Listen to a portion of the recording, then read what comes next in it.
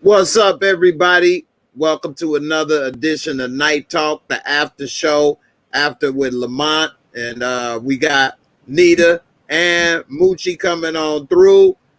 What's up, ladies? Hey, hey, hey. Well, hey. Black people ain't never on time. I had some technical difficulties. Sorry. Right. Y'all gotta also be. I appreciate y'all being patient. Keep in mind, everybody was on there for 2 hours. You got to give people a chance to pay the water bill, get something to drink, stretch their legs, fix some things, So we here for you. A lot of y'all ain't paying nothing no way. So what you complain about some free entertainment for? Right? I love my people. Anybody on here get on pay while the people complaining? Right. They be the main ones. I've been trying to work with my damn internet. I couldn't even say nothing on the last show. Is it working now? Let me know in the comments. Is it coming through? Is it lagging? What's up? You sound decent. So I don't know. Anyway. All right. I'm trying. I gotta at least sound decent. I know I don't look too decent. I'm trying, I'm getting old, man. I ain't got too much gray in my beard, at least from a distance, but I'm getting there. I got plenty for you. Oh, lovely that over here. I know I'm struggling over here. So anyway, so we got a lot to talk about. I ain't damn near say nothing last show. My internet then cut me out. I censored by AT&T. So we got a lot to go. Okay, Erlene said I'm working good, no lag. It's only when I'm on Lamont's show that I can't. It's like the worst internet ever. It ain't dial up, it's rotary. I'm on one of them phones where you gotta have something here and talking here. Like that's what I'm on over there as far as connection. That's how bad and old it is. Right. So you say now I get to talk my poop. CJ, I let you do enough for me on the last channel. You keep it up. You say, did I dye my beard? I need to pull a doodah. Well, I ain't even dyed my beard yet. Hold up. I got two lovely ladies over here. I need to do my doodah day up in this piece. Dyed up. All right. So what y'all want to talk about first? What's on your mind? What you didn't get to really talk about? Because Lamont, he keep it real orderly, and we don't got a lot of time to speak on some topics. So what you want to kick off first, Nita or Moochie? What's on your mind? No, I want to give it to you, Jay.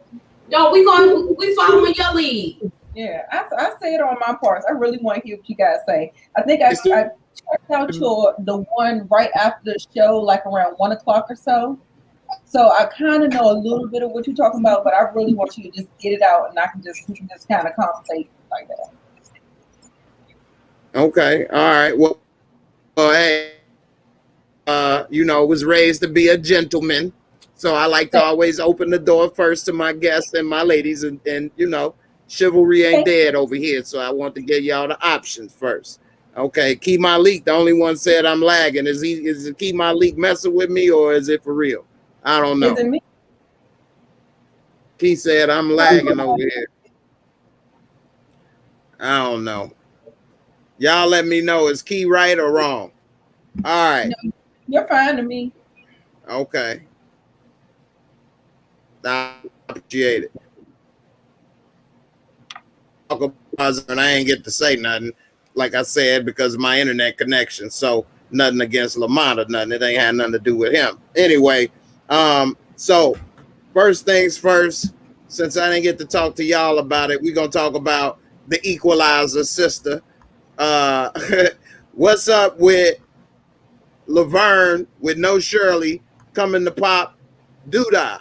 And how did she do it? Now, yesterday I had the theory with, I believe, I can't remember who said that, but one of the people said it either in the chat or on the video, that maybe she was getting that information on how to pop doodah because she's close with Tracy, because her and Tracy was in that little group together about the dead kids. Now, Moochie, what you think about that? Do you think that Laverne and Tracy was working together to pop doodah? I wouldn't be surprised because the way Marcus is like, you gotta watch I don't see how the hell she knew he was on the roof. How did she get? Right, and she never came. So it may come the truth. Right. And she didn't give a damn that he was shot to come see him. She wasn't concerned. She waited a while to come. About was the budget. Right. And all she wanted to talk about was the budget. And when that money wasn't right, she just walked out on his ass. Mm-hmm. Yeah, she the only one that was able to give him a drop. And the fact that she kind of what do you call that? She kind of procrastinated going up there to the roof, but she's the one that knew that he was on the roof.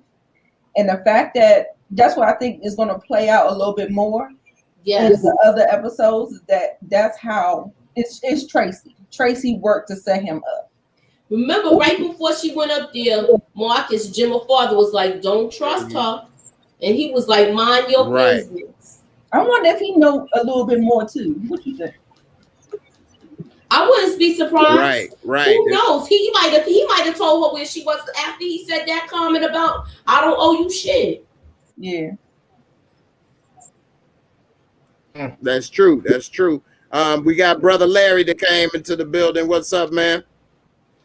Man, so how is all of a sudden now she went from being some square? I made it. Had to talk to my wife for a little bit, So, how's she gonna go all of a sudden she's just some gangster murderous assassin now? Come on. That's just crazy. Listen, when she left town, she was a bitter person. Right. Remember what she said to Emmett? She was already bitter. She didn't know how to react with Coogee dying because that was her baby. But when they took Brandon, that turned her bitter, and now she's like she don't have no remorse for anybody. They should have given us some story with her though, because they just parachuted her in, had her kill dude, and then dipped out. It was like they should have given us some story. Right. Who knows? They might go back and show it how her and Tracy was in cahoots together. It's too late now. It's like you can't put meat in someone's mouth and then try and sprinkle some salt in there later. No. You have to season that stuff up and make it ready for us. They didn't get us ready for it. They just dropped her in. Yeah. They're like, all right, this is what and they should have at least spent this whole episode. Yeah, they should have at least spent this whole episode showing us how she may have been talking with Tracy behind the scenes, doing this, that, and the other, and we just never saw it. And then at the end, show us that she actually pulled the trigger. But the very first 2 minutes, we see she pulled the trigger and walked away. And we didn't see it no more. I thought we was going to see more of her. Exactly. They should have rewinded it back and said, she said she jumped off a helicopter. They couldn't even have been slick with it. They couldn't even have been slick with it and had like Tracy texting somebody and set her phone down, and all we see is the name on there, and we're like, oh shit, she's talking to what's her name. And it could have been about anything they were talking about. It's just enough to bring her back into the conversation, but they didn't do that. Exactly. And so they just dropped her out of the blue, and it just seems dumb. It just, I can't even think of a better word. It just seemed dumb. Especially since she knew for a fact Ronnie boy. Jay. Jay. I think you might need to switch back to your phone. All right. I know, right?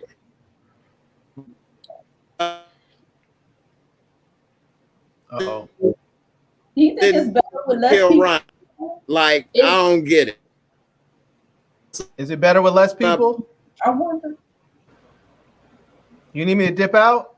No. I actually Moochie. All right. I'm back. I switched to the phone. It's working. Yeah. Okay. It's better. Uh-oh. Did I speak too soon? I don't know. Say something, Jay. Oh Lord. Well, All if right, it was is better it back before, working maybe now? No, it wasn't like that. we can. Yeah, I just heard you say that. Let's say something else. No, I don't know, man. I think it's now that picture that you put up is not on there anymore. It's circling like it's circling the drain.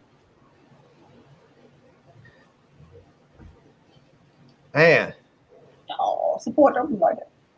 I think Jay might have made a joke about AT&T and they just It was like, they all right, got we mad gonna at show him. you we don't work. You know, they think, oh, let me show you something funny, man.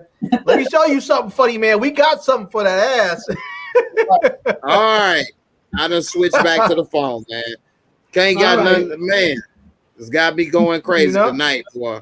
You better make sure you get some credit towards I hope you have unlimited data. I hope you have unlimited data. T-Mobile's gonna cut your shit up and send you to 2.5G. They're gonna put you on edge in a minute. They're like, you hit your data cap. Right. What they do is slow you down after you get so high and say, well, it's unlimited. We didn't cut you off. We just slowed you down so much that ain't shit gonna work no more. You know, it's gonna take 10 minutes for you to download an email. Right. For real. I might as well send that passenger pigeon. Straight up. But hey, so now that I switched back to the phone, let's see how it worked tonight. But for a while, I got Birds Nation over here trying to contribute, man. I appreciate it, man. Hey, does he run the passenger pigeon business? I know, right? I mean, AT&T got me here salty. I'm gonna go to AT&T tomorrow. I'm gonna go to AT&T tomorrow like this. Just tear shit up. Fuck y'all service. Fuck y'all. Tear shit up. AT&T my ass, boy. Where y'all at? Get that shit up out of here. Oh damn. Straight up, boy. They got me bad. Boy. Anyway, Birds Nation, man, appreciate it. Hey, man, a lot of people could write a better script than this right here, man. I mean, it's really horrible. So, I got a lot of suggestions about my internet tonight, boy. Everybody is a connection specialist. Hey, I would have plugged in Ethernet actually, but I got that new MacBook Pro, and they eliminate plugs. I can't even use a regular USB. I have to get an adapter. Yeah, you gotta get an adapter for it. Get a USB-C to Ethernet adapter so you can plug in.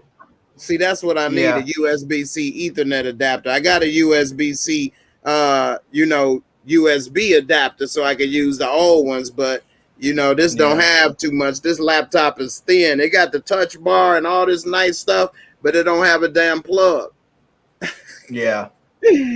So, I think the new ones. I think Moochie's new because she has the brand new MacBook. I think they have one of those cords on it that actually has the Ethernet integrated into the power brick. I'll send it to you. This is brand new. Did you get the one with only a year old? With the, no. I'm talking about the brand new ones. I'm talking about the brand new ones. Oh. Like the brand new ones from this year, they have like the power brick actually has the Ethernet integrated into the power brick, so you can plug right in there. I mean, I think that's only been like a month or two old. Those are. Oh, okay. No, I ain't got that. I just need to buy that power brick then. Yeah. Because mine just plug in. Hey, D-Weave, I appreciate it, man. That's going towards the power brick. I'm about to buy that, man, and so I can get me the Ethernet plugged in up in this piece, because I definitely tried to plug it in when I was on Lamont's show, and I'm like, I had to tell my son, forget it. I ain't got nowhere to plug it in. I could plug up and set up my older MacBook Pro, but I didn't want to go through all of that and do all of that. So I should have did it when we was on the break, but anyway, I know y'all didn't want to come here and hear about my struggles in the net instead of your the internet struggles in the net, right? You know, Nita's over there with her camera what popping. it was like in my neighborhood. In my neighborhood. Nita over there with her camera got her glowing like she got a new man or something. Sounding like new money over there. You know? Boy. She's up there like, Nita, you look good. You got a new man? Nah, I got a new camera. Right. Moochie over here too. She over here shining. Look like you in 3D over here. You know? Moochie over there with a new hairstyle. I'll be surprised if Moochie doesn't come up with a new hairstyle like during a break. Like she gonna put her camera down and come back and she'll have a whole new hairstyle. Right. All right, let me try to move along before they cut me off again. All right. I would be doing telegraph. I'm gonna have to do this with some Morse code and shit pretty soon. You know.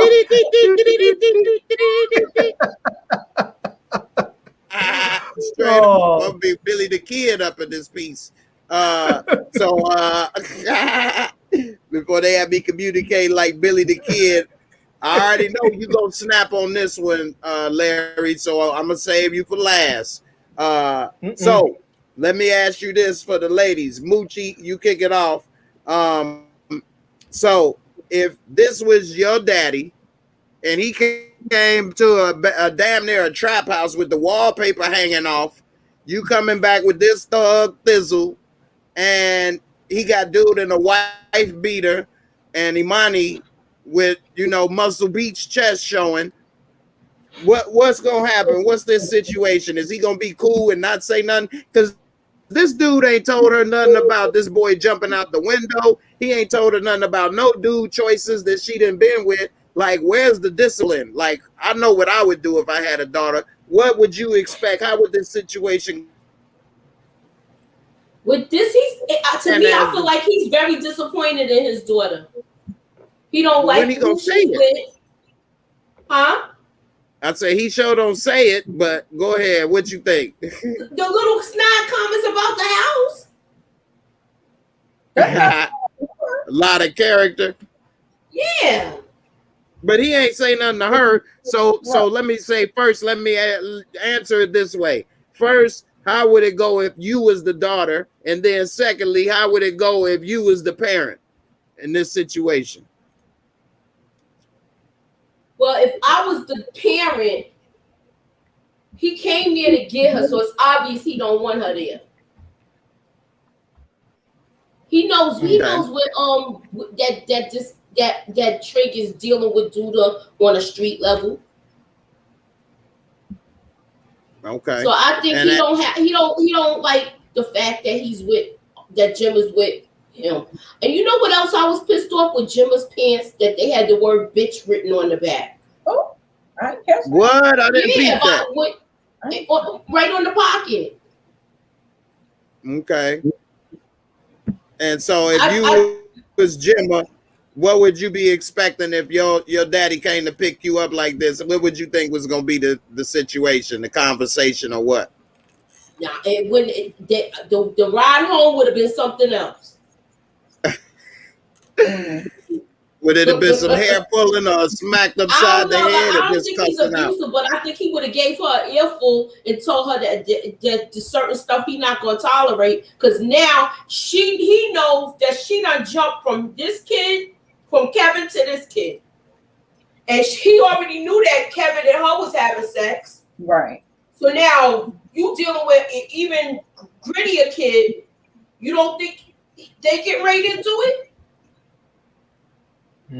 Okay. Nita, what's your opinion as the daughter, and then what would be your take as the parent on this? I don't know. I feel like low key Jimma runs over her daddy a little bit. Do y'all get that? You remember that scene in the kitchen where? Oh, I think she run over him 100%. Yeah. What happened to the mother? They just wrote her completely off and made I think the mom is dead. I think she's dead. Oh. Yeah, I think talking about her dying. So let me say it again, Nita. If that was you, what would your daddy be saying to you? And then if you was the parent, what would you say to your daughter? I don't know. Daddy wasn't there. So okay. well, a 5 figure.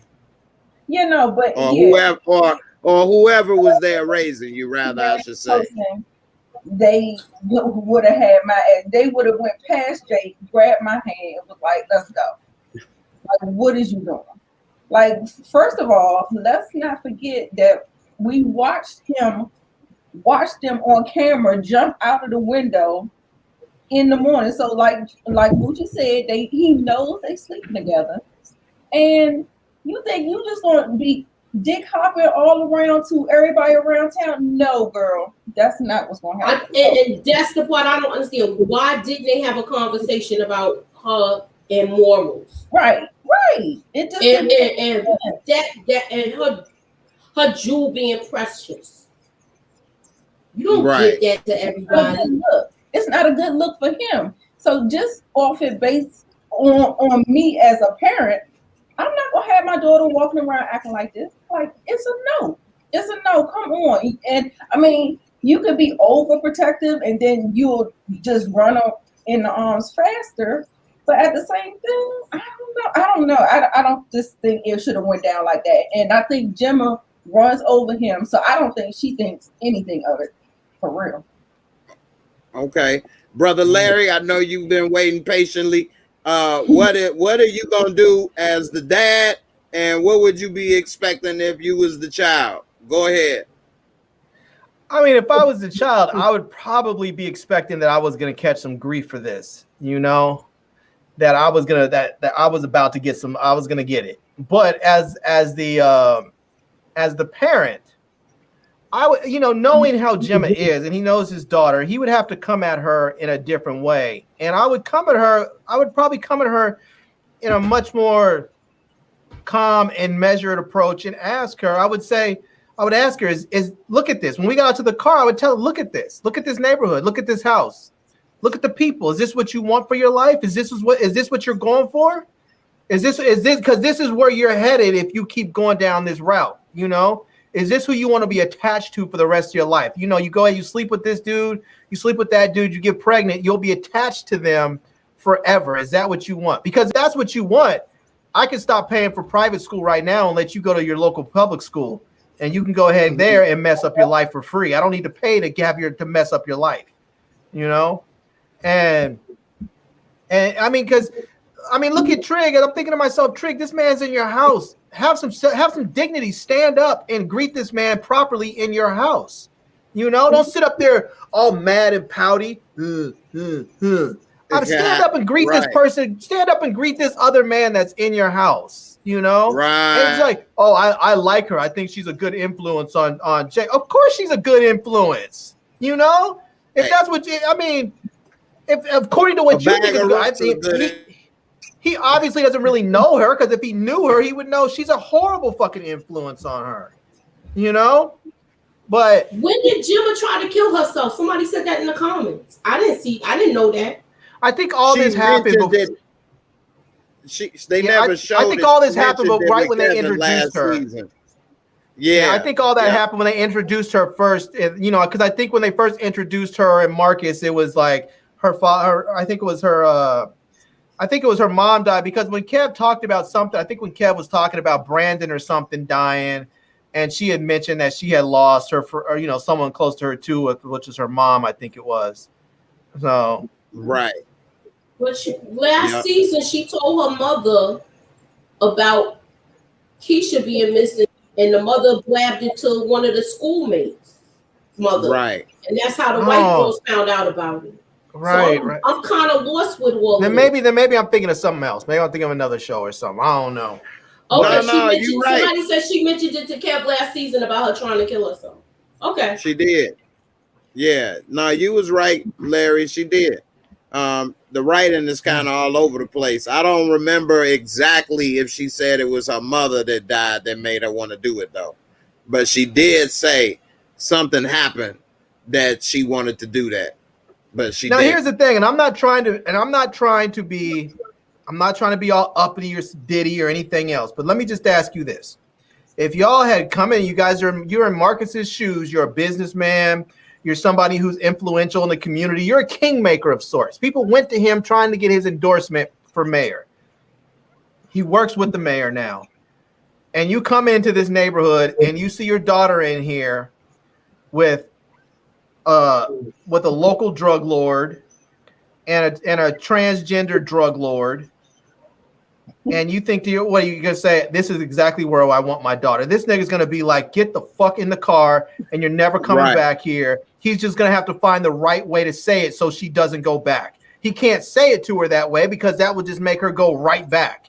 But he needs to find a better way to say it so she doesn't go back. You know? Yeah. And because I think that would have been a great scene.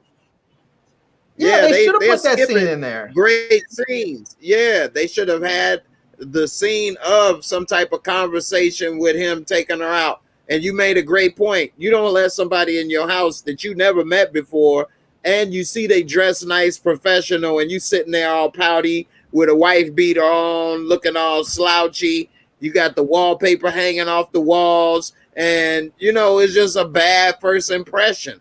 And you think that's and then you got the nerve to be trying to tell your little brother about how to deal with women, and you got a big problem with how to deal with relationships. You know, and he should. I mean, Trigg should have said something smart to Marcus, like, "Don't worry, I'll drop her off next time she's over here. I'll drop her off." Because you know the first thing that dude would have been thinking of is, I don't want this nigga in my neighborhood. I don't want my neighbor seeing him dropping her off. I don't want her anywhere near my house. You know. And that would put all kinds of worry in his mind. Yeah. Chris P said that he need to ship her off to Swiss boarding school. Oh, that would be a smart move, actually. I would have had her away. I would have sent her to go live with her nana or something. She would like this. She's out of control.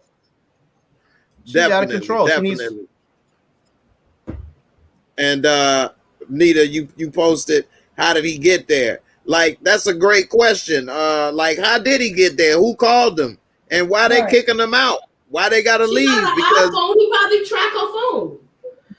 Well, I don't know. It might have been Imani that called him. Imani seems to have like some sense of decency to her, so she might have actually called and said, "Hey, your daughter's over here. You might need to come pick her up."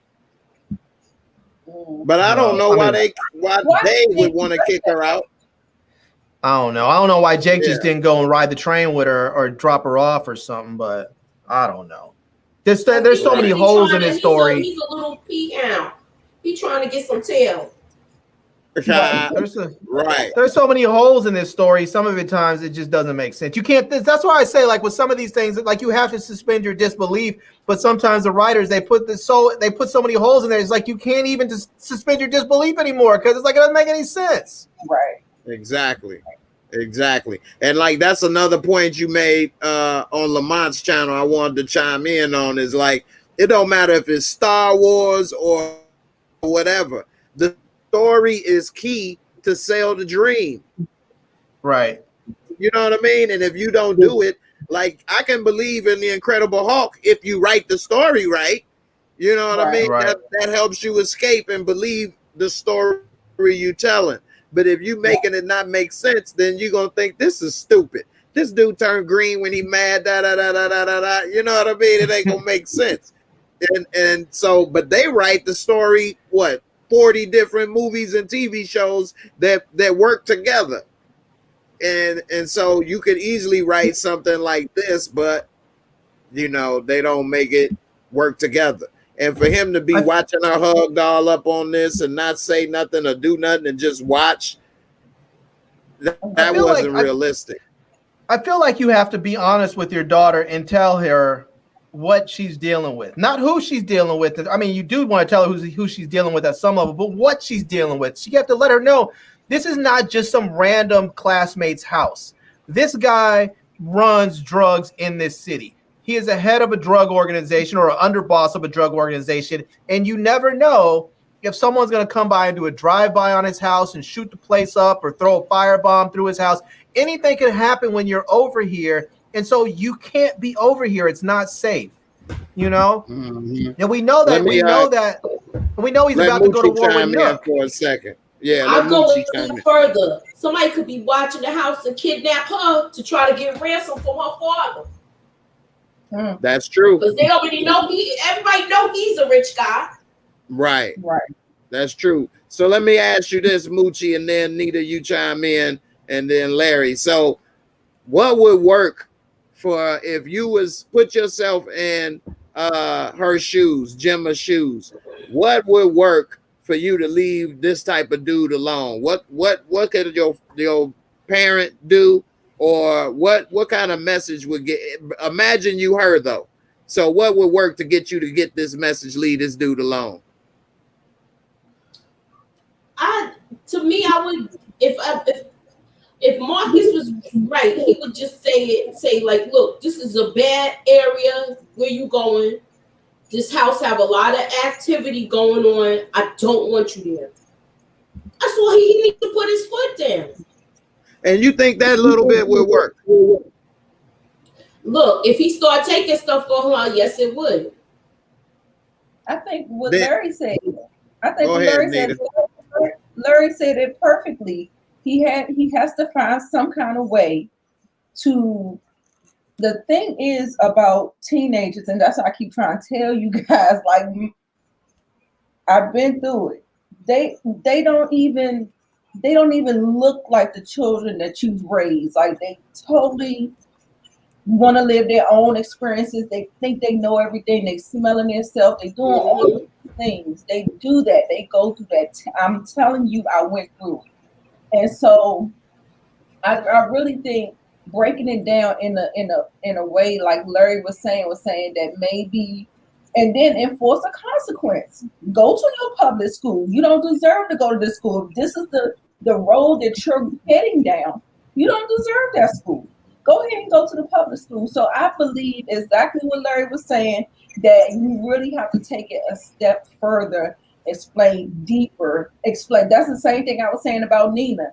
She should tell her, don't do anything to get more attached to the baby. You got to break stuff down like that. They're not thinking like that. They don't have that type of sense and that logic, even though they want to be grown. They not. It's just a mess. Okay. It's just a mess. But and how old is your child? Just for everybody to know, how old is your kid, your teenager? She's about to be 21. Okay, so you just got out of that. I'm grown. I'm 18. I was about to say, you look like you're about 22 your damn self. At that age, teenagers think it can't happen to them. Right. And so even if you do tell them the dangers of it, they're still not going to listen. Yeah. That's true. And all right, Gina got a Larry. good comment when she said, if the father starts liking Jake, she's gonna be like not into him. Especially if he's doing how Kara did and start agreeing with the father. Point you some psychology. Okay, I got a couple things I'm gonna say about this, but I'm gonna let Larry go first. Then I'm gonna say what I gotta say on this. Go ahead, brother Larry. Yeah, I think that and you may not want to do this as a parent, but I think as parents you recognize who you're dealing with, and Gemma is selfish as hell. She is a selfish, self-centered individual. And I think the way that you deal with someone like that to get them to do the right thing is you appeal to them and you tell them how doing what you want them to do will benefit them, because otherwise you can't just say, do this, or I'm going to punish you, or do this, or you're not going to, you're going to be this or that. You're going to disappoint me or whatever else. She may not care if her dad disappoints, if her dad disappointed her. She may not care about any of that. But if you tell her, look, oh, right, you want to go to Harvard because you want to go to Harvard Law and you want to do this and that. Guess what? You're not going to do any of that if you don't stay away from these type of people, because this is how they will derail your life. And then you simply tell her, go ahead. I'm not even going to stop you. I'm going to let you do this. This is your thing. You do this, and then you're going to have to deal with the consequences. And then the first time that they make a small mistake, and then you have the opportunity to come back and say, you see what you're dealing with now? Now are you ready to listen to me? And you give them the opportunity to make a small mistake and then come back home, and then you can get their life back on track. Otherwise, they'll go off and keep making terrible, horrible mistakes, and they forget law school or going to Harvard or something. They'll end up going to a local community college and drop out. end up pregnant and working in a damn trap house or something. I mean, but you can't you also can't do like Nina does and just basically say, I can't do it, didn't listen to me, I'm so done, and throw your hands up and just walk away from your child. You can't do that either, you know? Right. But with her dad, he's just gonna have to appeal to her because she's selfish and doesn't want to listen to anybody and doesn't care about anybody but herself. You know, that's true. Yeah, definitely. So a little bit of, I'll make it short so we can get to the next one. So I think a little bit of what you said was true. You can't just throw your hands up and walk away, but you can't go too hard. Because, like, for example, when my sister was around that age, my mom was trying to go too hard on her for messing with this thug boy in the neighborhood. And I think the Gemma would do what my sister would do and, like, sneak out of windows and do all kind of stuff to be with him. Like, if you go too hard on it, then they may rebel, sneak out, do all kind of different stuff to make it happen. And you will end up pushing her into the arms of what he do. You can't just say forget it either, like Kev mom. So you got to kind of do a little bit of talking to her, especially her. Like you said, she don't get it. You got to take her to bad neighborhoods, show her different stuff, because she been kind of living an isolated life, and she think this is cool. Like she living a BET life right now with the thug, and it's all cute and this and that. But till she see crackheads and people getting shot and robbed and all of this, then she may realize, okay, this ain't no game. She's a tourist. You know, she's living like a tourist. She gets to go to the hood and experience. It's like she's on a hood tour. She gets to go there and experience it, feel a little bit of the danger. She's got her bad boy, and then she gets the safety and security of going back to her nice home with all of her security cameras and everything else. And she doesn't realize that hood life could touch her when she's there, you know? Exactly. And she needs to stay clear of it. I mean, when I was a kid, my dad used to do stuff like he would drive us to Beverly Hills and some of these fancy, some of those fancy places by the beach. And he would tell us, look at the cars. And we would, oh, that's a dope car. Look at that. That's a Ferrari, or this is that. And he was like, no, look at the stickers on there. What do they say? Oh, well, that says like alumni, University of Southern California, or University wherever, blah, blah, blah. And then we go to the hood. He would tell us, look at the same thing. And sometimes we'd see nice cars too. And he would say, where are the stickers? Where are the alumni stickers? Where'd they go to school? What are they doing? Why do they have a $50,000 car parked in front of a $20,000 house? You know? Right. And we had those conversations. Yeah, that's some good stuff right there. But she's living like a tourist, and he's not having real conversations about how people are living and how those decisions affect or could possibly affect her. Like you have. But let me ask you this right quick: how old were you when your dad used to do that? I mean, we used to do it. I mean, we would do it all kinds of different ages. When we were young kids, when we were, when we were in middle school. Oh, probably when I was 9, 10, something like that. I think that's the key, is that he started before you went too far. So you already was thinking on a different level. Now she thinks she a smart ass and a little militant. He may be waiting too late. You think so? Yeah. No, maybe so, but I don't know what I'm assuming that he's had some conversations with her before, because this whole thing that she has, this sort of persona that she believes that she is, like this young militant, this sort of revolutionary that she thinks she is, that had to have come from somewhere. And most people don't grow up romanticizing the struggle and being a militant unless somewhere in their mind they think that they should help their people and want to help their people. I believe that somewhere someone instilled that in her. It's just because of her selfishness, it's all gone awry, and she doesn't really understand the struggle because she hasn't really struggled. She's a rich chick, right? Nita, let me hear from Nita right quick. You say she been influenced. What you mean by that? Influenced by what? Society? Jay? Yeah, that's what I'm saying. Or who? Her daddy? No, I don't think the daddy. I think, like you said, 1 minute you can start consuming so much stuff because the internet is limitless, and you could just. Because you probably was watching YouTube. I mean, there's all types of things that can influence kids at that age. that they feel like they resonate with, and she wants to do something, and she thinks this is how she should be. Like she don't want to be like the.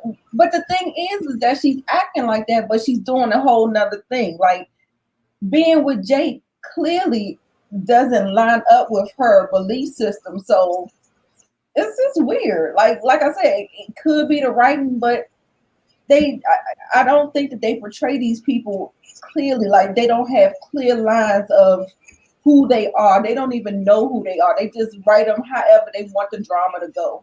And I think that's where most of the flaws with that. What you think about this comment with Lauren? Oh, go ahead, Mooch. Yeah, I just want to say what y'all think about this comment on the screen. If she get pregnant by Jake, she done. Let Mooch chime in, then we can I'll let all y'all say what you think about that. Go ahead, I believe Jake was always jealous of Kevin. He wants whatever he has. I think he did this intentionally because he wanted Gemma, but to me, it's not going to be a serious thing. He's going to play around with her for a while, and then he's going to break it off with her, especially if her father start getting in his ass. If her father and him bump heads, then it's really gonna go left. Right. Yeah. I feel like she took Jake on as a project, like she could change him. And do you think women like to try to change men? Do you think that's a challenge to women? Some people do, because she already was trying to change him, saying the stuff like. She feels like he's gonna look at her different, like how he refers to women as like, I'm not gonna tell no bitch I love her. Remember he was saying that? Yeah. Mm-hmm. Yeah. So I think she feels like she's gonna be the person to make that change. Okay. She probably didn't like Kev because she probably realized he too strong-minded. He ain't gonna listen and change, although he love her. Exactly. Yeah. Nita, you got it's not something even to just that say he's on too this? strong-minded. It's that he's a. Oh, go ahead, Nita. I'm sorry. Oh no, I'm fine. Right. I was just saying, if he don't listen to his parents, he definitely ain't gonna listen to her. So she ain't got a shot in hell. Right. Go ahead, Larry. Before we go to the next topic, what you think on this? Yeah, you think she's trying to change him? What's up? She is, I think, trying to, but I think it's like you were saying, like Kevin's strong-minded. I don't think it's just that he's strong-minded. It's also that he's a person of strong will and has a strong moral, and he has a strong moral foundation. He has integrity, and she doesn't know how to deal with that because she knows deep down inside she's a piece of shit. And she can't deal with that, and probably doesn't want to deal with it because she knows that if she starts doing shitty stuff in other areas of her life, that someone like Kev is going to call her out on that and say, that's not right. I'm not going to participate in that. And she doesn't want to be with someone who's going to call her out on her shit. People don't like that. People also look for people like her who are shitty people, look for weak-minded people who are not going to call them out on their shit or will go along and do the shit with them. But I think what's going to happen is that because, I mean, the whole thing with Jake talking about, I'm never going to tell a bitch I love her, is because he's scared and he's weak and he's vulnerable. He's immature and he's just insecure. And I think what's going to happen is they're going to be at school and he's going to see, Gemma talking to some other dude at the school, maybe be completely innocent, but Jake's going to see that shit. He's going to get mad and get jealous. And he's gonna be like, yeah, see, you fucked me when you had a boyfriend. What, are you fucking this dude too? And then Jake's gonna go do some shit like get it in with Dakota, and Gemma's gonna be all fucked up in the head. They're gonna break up, but when they break up, then they're gonna find out she's pregnant. That's what I think is gonna happen. Life rule. Yeah, I could even on her, unfortunately. He think he got to be hard all the time. Remember, they was talking about that. So instead of Kev handle it, Jake may be wanting to do something to her, which would even be worse. So because he's very immature in a way, he don't know how to really handle stuff as well as Kev. And as we see, Kev had a hard time too. Like I think the only reason Kev really punched him and had that fight is because they were so disrespectful in his face, as if he was like worthless. Like they didn't even have the decency to chill and all that giggling and he and ha and right in front of his face, like that was so disrespectful. And here's the thing: is that Kev is a good dude. If that had been somebody else, if there had been somebody else in the neighborhood, they might have killed Jake over that. Like literally, like legitimately, might have just been like, "Oh, nigga, I see you coming off the train. Cool, done. He's dead." You know, right? And I mean that kind of shit happens all the time. Dudes get all in their feelings over girls and kill people all the time. And I mean, some people recognize. I mean, I think most of us guys around recognize that a chick that's willing to cheat on you is not a chick that's worth fighting over. You know, but some dudes get all in their feelings, like, oh man, so and so took my manhood. I gotta go do something. No one took your manhood. Your manhood's fully intact. The only way you have to give your manhood up. You cannot have it taken from you. You know, that's just what it is. That's true. And if you secure in yourself, like you say, nobody can take it. You know, no one. You got to know who you are first of all, and then if you secure with yourself, that's why when I was saying with Trig, live your truth, then ain't nothing nobody can say to you. No one can take that. So you're not a man. Oh, okay. I mean, all them dudes. Trig walked up to that dude, put a gun to his head, and had like 8 dudes surrounding him, and was like, "I don't care about these guns." I mean, what? Are one of these dudes get in that moment gonna say, "Oh, nigga, you ain't a man"? Pull the trigger then, nigga. Pull it. You know? Right. All them dudes respected him for what he was in that moment. It doesn't matter who. They didn't care at that moment who he was sleeping with. You know? Right. Being gay, being straight, being trans, none of that has anything to do with you and your manhood. Your manhood is yours until you decide you want to give it up. I agree. Yeah. So let's switch it up and talk about Keisha and this baby. All right. Now I'm gonna let Nita, you kick this off first. You tell me, why is Keisha still involved with this baby's life and pumping, titty juice? Why is she doing this? I mean, I don't get it. It's only gonna bring problems, which we already saw at the end of the episode. It did. I know they say the milk tastes sweet, but damn. Get us some Similac with the DHA formula, brain formula or something. Let me move you on up. Let me move you up so we can see you when I put the comments up. All right, right. So what you think about this Keisha storyline and squeezing the sweet juice up out of? Why is she doing this? All her choices have been wrong. All of her choices have been wrong. Life is only made up of choices. You have choices and then you have consequences. And simply put, I don't think she was going off her own emotion of how you feel when you're carrying a child. That's why, one, she should have had an abortion. No ifs, ands, or buts. Because what she went through was too traumatic. She could not understand the gravity of what actually happened. I think she was still wrapped up in her trauma and all of these things. And like I said, you cannot make nobody do anything. And that's what's so frustrating to me. But because younger kids, teenagers, they don't understand. And like I said, some of them are headstrong, some of them will not listen to you.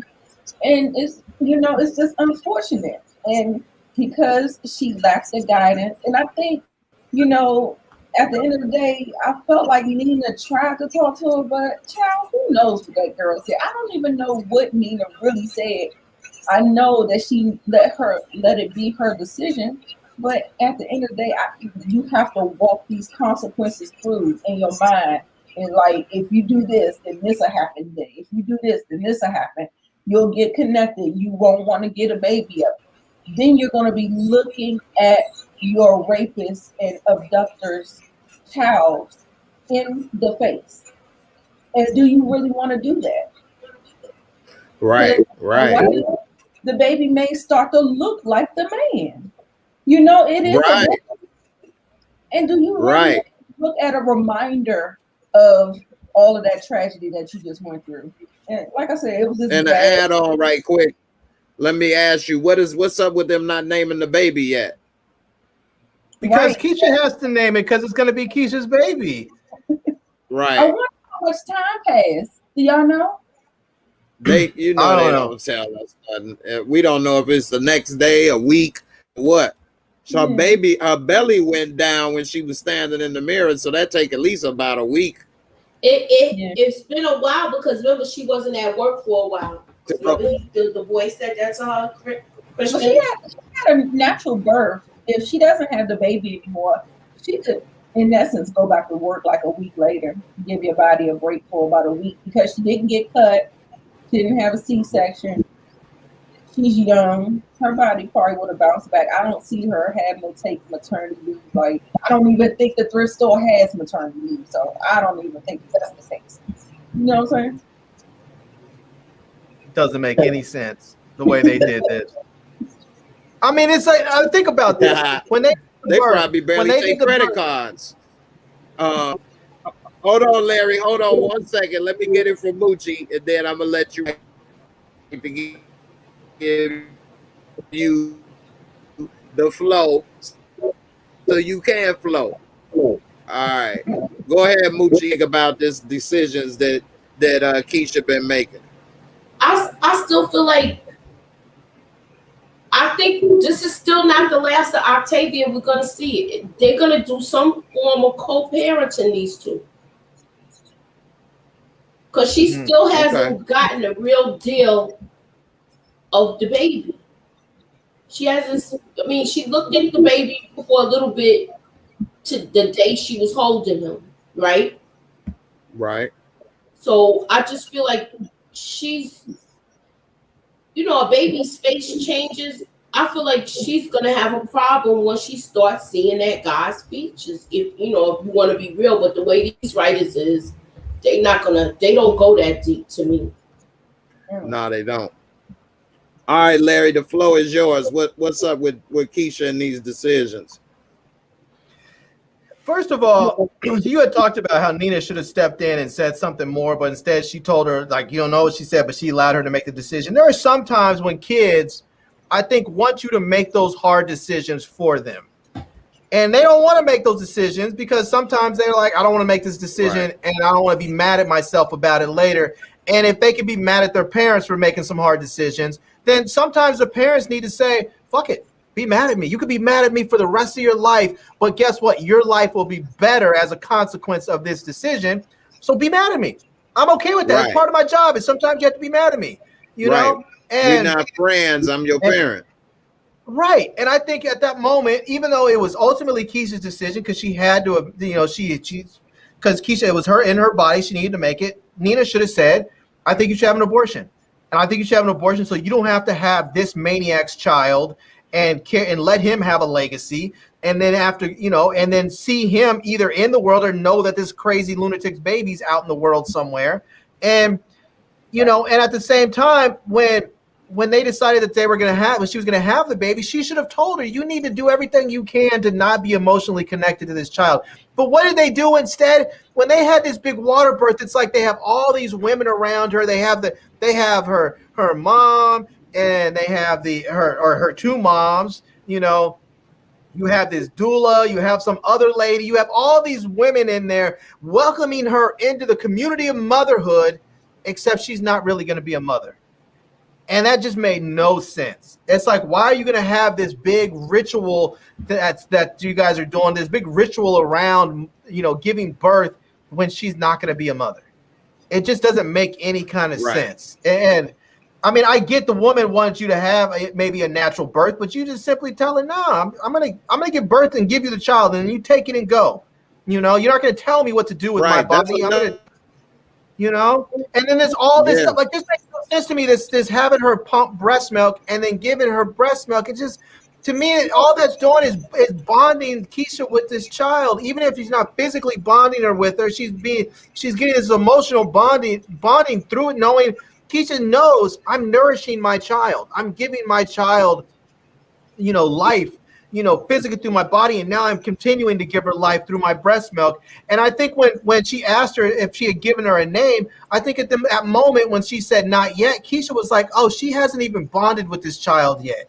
It's just in her mind, this is not her child yet, And I think that's what she really decided. I want my child back because it's mine. This child basically right now is no one's child because doesn't even have a name yet, So I don't know. This was everything that give me a name. Everything that could have been wrong every wrong decision that could have been made here, they allowed her. Keisha made it, and I'm not going to put it all on Keisha because remember, Keisha's a child. She was raped repeatedly when she was like 17 years old when she was kidnapped, and so now she's a grown up, or people want to say she's grown. She's not grown. She's still a child. She's just out of high school, and now she's dealing with all. I don't know too many people that could deal with all of this as 30, 40-year-olds that are fully formed human beings and adults. I don't know many people that can deal with this level of trauma and stress and everything else. And to expect that a child's going to make great decisions in this is unreasonable. And to have a mother like Nina, who is basically worthless in that situation, she hasn't offered her anything meaningful, And the thing that's terrible is that supposedly Dre is a counselor, and Dre has really offered her nothing either. I look at Dre and I think to myself, no wonder the Black community is so jacked up. If our counselors are offering people, they come to them for help and offer them nothing, It's like, what do you do if you were like? Could you imagine if you went to your doctor and said, "I think I have cancer," and they said, "Here, baby aspirin." I said, "I have cancer." Yeah, I know. I just gave you some aspirin. You should feel better tomorrow. That's basically what Dre's doing. She's supposedly trained and has the skill set to actually help her in these situations, and she's doing nothing, absolutely nothing meaningful whatsoever. Right, that's true. Hey, let me give a shout out to Montana Max. Hey, I appreciate you, man, for keeping the support for the channel. I got a little something for you. Jump, push! The strongest so far.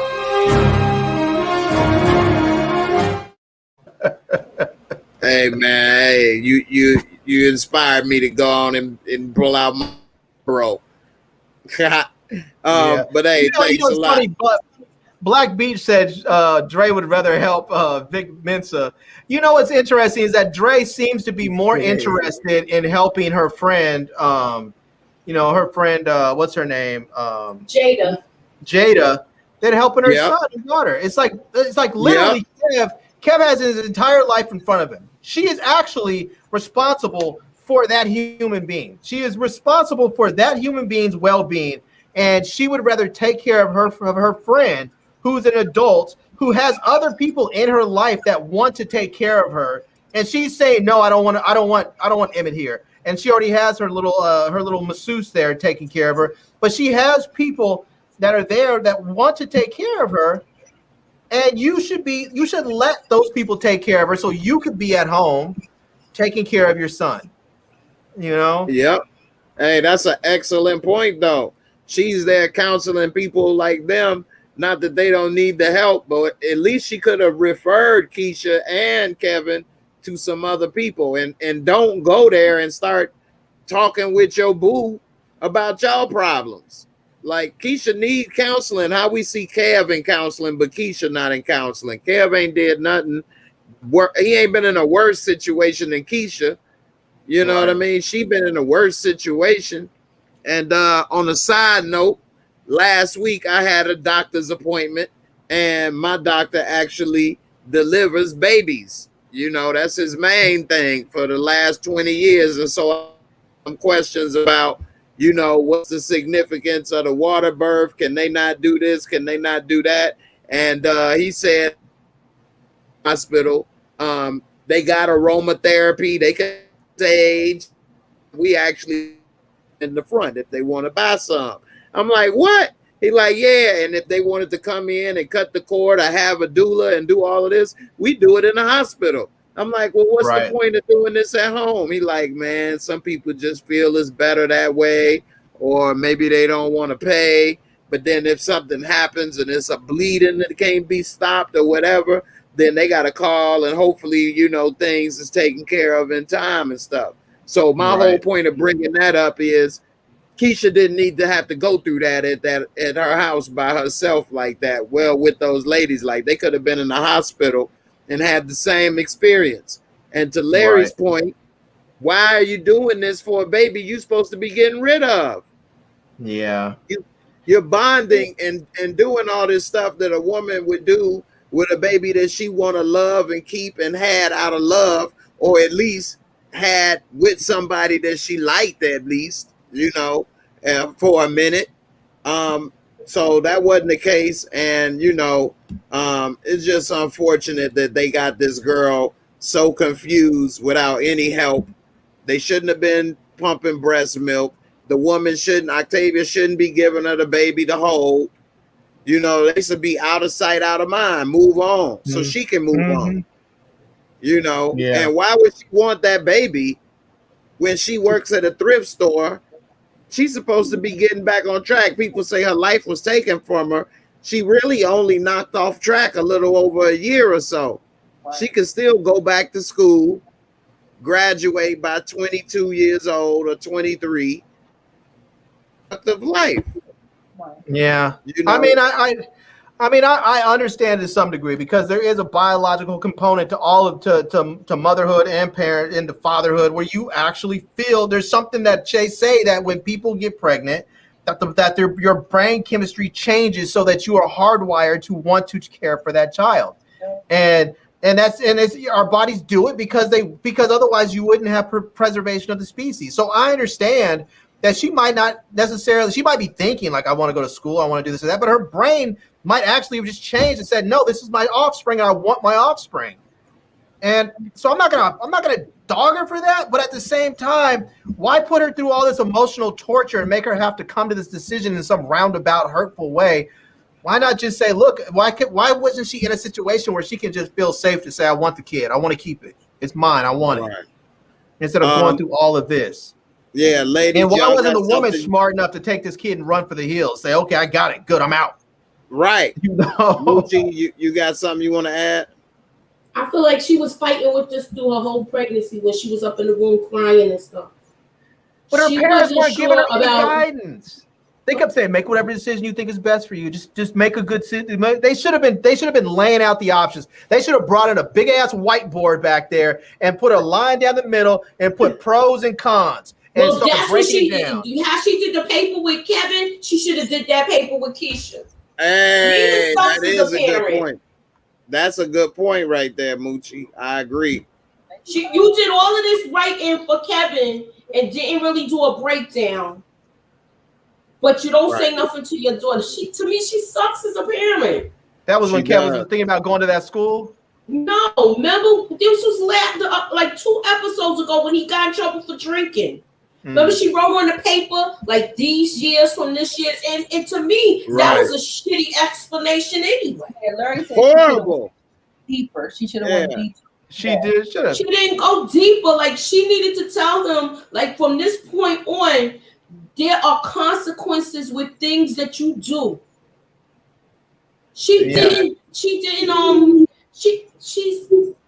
selfish woman. Yeah. Nita, you got something you want to add on that? Y'all, I'm trying to tell you, I be trying to talk to my son because I already felt like the girl is lost. She gone. But my son, and we have like this journal that we journal between each other because sometimes he doesn't want to open up. He's on the spectrum. He has autism, but he's high functioning.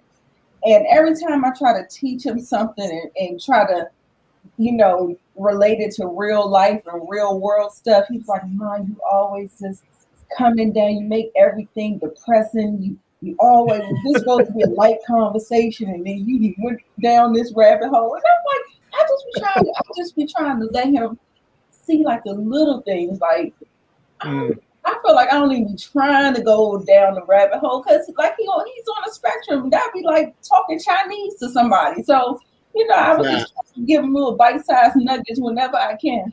But I'm telling you, y'all keep thinking these kids is just eating up everything you say. And I'm trying to tell you. Yeah, that's I mean, true. you have to appeal to kids in a way that they like. You have to know. It's not even just kids; it's people in general. You have to know your audience and talk to people in a way they can be. Because I think some people, they're just basically like, I'm going to talk to them however I want to talk to them, and because that's my child, they're going to have to listen. No, they don't.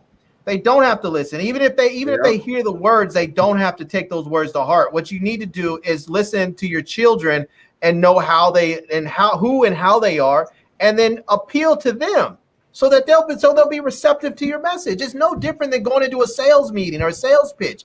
You want someone to buy your idea, know who your audience is and appeal to your audience. You know?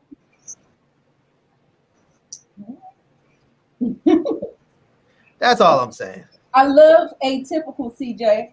Yeah, one thing I say is that you need to be working on this with your child from jump, so that when they at these stages, it's not new. They already know this stuff, you know, and what to do and not to do. Not to say it'll be perfect, but it'll be a little easier than if you was all buddy, let everything slide. Now they're going down the wrong road and you trying to check them. It's going to be harder for you. And another thing you just said is know your audience. I tell my son that a lot too. Like, the way you don't talk to me the way you talk to your friends. If you go into a job or at school, don't talk to them the way you talk to me or your friends. You need to talk to people different. If you had a talker with some white people at because his school has work study. And so they have them go to like different jobs here and there. So like he working in a law office at a white law firm or something for a while. Don't talk to them the way you talk to me and everybody else, you know, or whatever. Like, you have to adjust so that you can communicate with whoever you is. You working at a different spot. Like, always know who you talking to. Don't go talking to everybody the same way and this, that, and the other. And that ain't nothing wrong with that. Like, communicate with the audience that you trying to communicate with. You know, it's just, I mean, some of it is, I mean, I know black folks often refer to it as code switching because we talk about, oh, okay, you speak to people one way and then you have to turn it off and go speak to some people another way. And that's true, but that's just, I mean, that's something that people do from all types of folks. It's just like if you were a kid, I grew up around mostly white kids when I was coming up. And a lot of us were, little surfer kids and went to the beach and surfed and skateboarded and all that stuff. But you didn't, the way that we talked when we were out and about hanging out with each other was not the way we talked if we went for a job interview.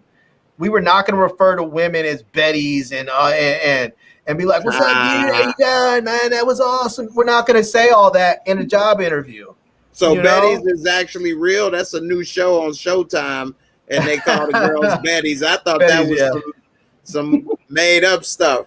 No, man, that's you got the exact opposite of what I grew up. I never met or hung out with a white kid until after I was in college. Never was in school with a white kid. Never had one in my neighborhood. None of that. And then I had one in my neighborhood, but she act just as black as she was like Tommy. I had that. I went to school with white kids. They was Greek and Italians. So I went to school. Yeah. I never sat in a classroom with a white person in my life until I was like 20 years old. That's funny because I didn't have another black person in one of my classes until I was, I think, a junior in high school. Oh my wow. God. Yeah. No, it was my school was mixed. It was like a mixed. I was in a mixed high school. Oh, okay. Yeah, see, I didn't. But see, the thing is, like, I was cool. So the first real white dude that was my friend, like, he was one of my weed customers. And we was best buds, though. We was cool. Not only was he a good customer, he was a good dude. He didn't put me on to some of the Bettys. You know what I'm saying? And I had to go ahead and show him what it man, we was cool. And so y'all making me miss old boy right now, man. That was my boy. Oh, man. All right, let's switch it up for a minute. So speaking of business and communicating, what's going on with these girls communicating with old Shumpty Shump? And why do they think just because he black is going to be a better experience than with the white girl? Because I think that Tiffany is very inexperienced, talking about mess up the bag. I think she got a damn Aldi's bag or something that she talking about or something with a hole in it. Because like you mentioned on Lamont's channel, I couldn't comment. I was using Telegraph service. But like you said, you may get 20% of 100 million or 50% of 5 million. Which one is more? Like, right. to go with that nationwide is on your side. So right. Then you kick it off, Larry, but don't go too hard on this one. I'll come back to you. Let's get to everybody else later, then I'll bring it back. Yeah, I think that she too came through because I think Dom already smashed. I think because he was looking like he had already smashed Dom. And she was looking at him, and I think when Keisha looked at him a little bit, like he was like maybe she was thinking about it, Dom seemed to like push back a little bit, you know. And I think that's what happened. I think Dom was like when the white chick came in, I think she was all poo-pooing on the white chick's opportunities because she'd already been with this dude and was trying to set something up with this guy. And I think that it's one thing you want to keep stuff black, you want to keep stuff with black business. But I think it's also something else when you're trying to grow your business, because let's not forget they are a black business themselves. So if some white company wants to come in and say, we want to go ahead and work with you guys and take you nationwide, well, that's now a nationwide black business that gets to be out there. You get to have your product out there, and you can maybe work with other black businesses in other cities, whereas maybe you get a deal with this guy who's local, and maybe he gives you a good offer. I don't know, but maybe you stay local. I mean, right. And let's not forget if that nationwide company is coming in and looking to work with some local people in Chicago and you turn them down, they're just going to find someone else. They will find someone else and run that business, and they may end up running you out of business, you know? Right. So, that's true. Because when we go legal everywhere, they could have had your stuff on store shelves everywhere. Right. But now you just going to be local. Moochie, what you think about this? You think they smashing? You think it's a setup and Dante just setting them up? I don't think they smashed yet, but I think they are all interested in each other. Okay. What make you think that? Because the way Tiff is looking at him, and I'm not surprised at Dom, because that's how she gets down. Look at how when Emmett and her started doing business, she wanted the bone first. She wanted to see his penis. Yeah, so that's just how she gets down. That's a good point. She did want to see that sausage. Nita, what you think about this? You know what? You totally changed my mind from the March show. What you did say, from what I gathered, I was like, you know what? I was like, Jay is absolutely right.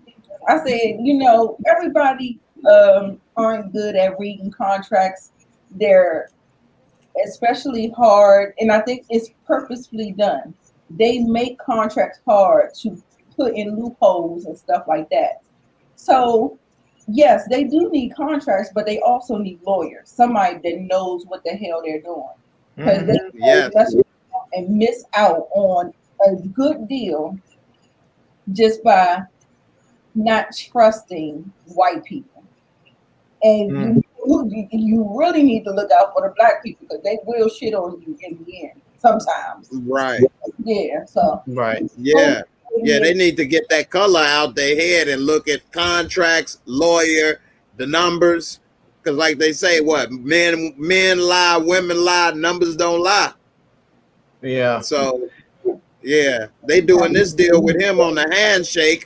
Then next thing you know, they going to be shaking hands with the champ. And the champ is downstairs between the legs, mixing business with pleasure.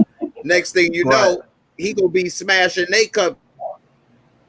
Right, and what are they gonna do? I mean, they already mixed business with pleasure with Dom sleeping with Emmett, and now she and her and Tiff are together. What's gonna happen if you know, let's say Tiff smashes this dude, and then she finds out later that Dom smashed, and Dom's pissed off because she found out Tiff smashed, and now their whole business situation's all messed up. Except now, you know, It's all messy and a little bit too much, and I just feel like if you get in like with somebody who seems like this dude's coming in with, yeah, let's get this business done, yeah. I mean, I like the way the other lady came through. It was like, yeah, here's contracts, here's some info, here's some promotional stuff. This is what we want to do. I would have been more if a black person came in, just like that white lady, just make her black, and I still would have said go with her. Okay. Because I much prefer her method than this dude coming in all skeezy. Yeah, let's get this. Right. Keep in mind. Yeah. This guy is Hannibal's cousin, which is related to Brandon. Somebody left that in the comments, and they're all right. So I think because it's Hannibal and her and Hannibal already had a dealing, I think she's going off the strength of him. Hannibal's about his money. We've already seen that. Hannibal if Hannibal sent them there, I think that's why they doing it like this, where they believe that he's on the up and up because Hannibal's about his money too. But if they decide to go with someone else, Hannibal's going to be cool with it because he's going to be like, I don't care who you deal with. As long as you're buying product, I'm cool. You know? And they might, if you go and deal with this other company might have been like, you're paying how much for your product? We can get you 20% off of that by going straight to the wholesaler. I don't trust them. They met them at a convention, and it was something funny with that paperwork that's why you hire a lawyer. That's why you hire a lawyer to go through that contract line by line, start drawing through stuff, start revising that contract and saying this is what we're willing to do, this is not what we're willing to do. I mean, I do that stuff. I don't even hire a lawyer, but I get people that send me contracts to when I'm reviewing products. They want to send me stuff. I go through those contracts and draw stuff out and write and say, no, I'm not agreeing to this or that, and I send it back. Sometimes they say, well, sorry, we can't do it. And I'll say, cool, I don't want to review your product then. And then they start sending me back revisions. Okay, we can work with you. People always want to play hardball until you're willing to walk away. And then they start saying, oh, okay, hold on, we'll work with you. You have to know your worth and be willing to walk away. You know? Exactly. And get a lawyer. They better get some prepaid legal or something. Because I don't know what the hell they all get some prepaid legal, 1-800 accountant. Something. And I'll tell you right now that Dom needs to be, Tiff needs to be very careful because really what they're coming for is Dom because they want to make edibles with her. She's the chef. Tiff is just a supplier. She's just getting the weed. Yeah. Dom could get the weed from anybody. Who knows? Right. She might do that when she really have to go back to Emmett and they got to find a cook like y'all been wanting that to happen for the longest. She might leave them both high and dry.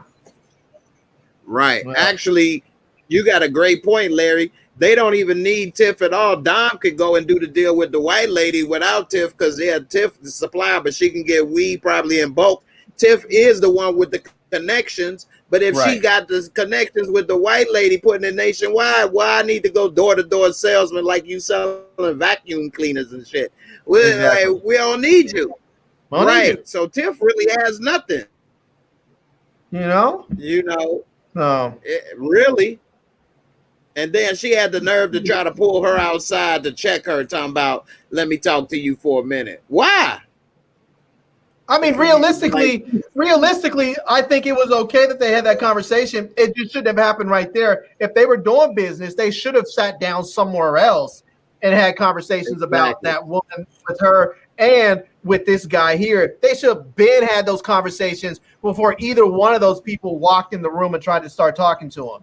Those conversations between business partners should have happened long before either one of those two people walked in the room. Yeah, but definitely. I wouldn't want to do either one of them. Both of them are shady as hell. And they both know they're shady as hell. Say he would rate this show a 10 if they had a Tiff and Dom sex scene. Oh, goodness. I don't want to see that. I don't want to see that. Both of them have pretty faces, but both of us, Dom is too. I don't like all that. I don't like all that artificial body alteration stuff. Just no. I'll pass. Right. Definitely. If you have big titties, great. If they're real. If you don't, if they're little titties because they're real, I'll take little titties because they're real. Flat ass. If it's real, I'll take the real stuff.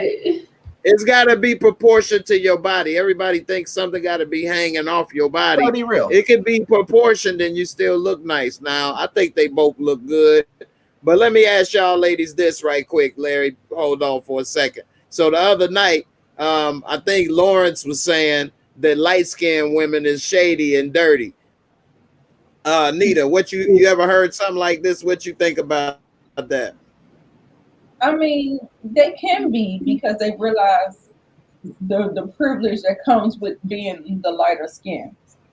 So the privilege? There's a privilege to being light skinned, and a lot of people operate in that space because you can give more, you can do more, you don't get as many. I mean, you get more opportunities, and it causes them to have like an overinflated sense of self. Yeah, ego, sense of self, and it can be. I'm not gonna brush it with a wide stroke and say that that's what it is, but it's possible. Okay. Moochie, what you think? You think light-skinned girls is a mess? Something else? A mess like how? Lawrence, put in the comments what you say about light-skinned girls what you again. Said about light-skinned girls? Can you highlight it? Because I didn't see. Lawrence, type it again. What you say about light-skinned girls? Because he went all in on them last night. Go ahead and type it in the comments so I can put it up and ask these ladies about it. While I'm waiting on him to type that, I'll say my experience being a light-skinned dude was not a privilege.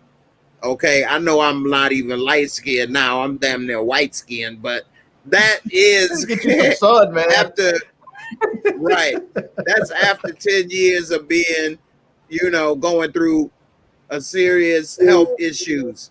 So, that's the difference.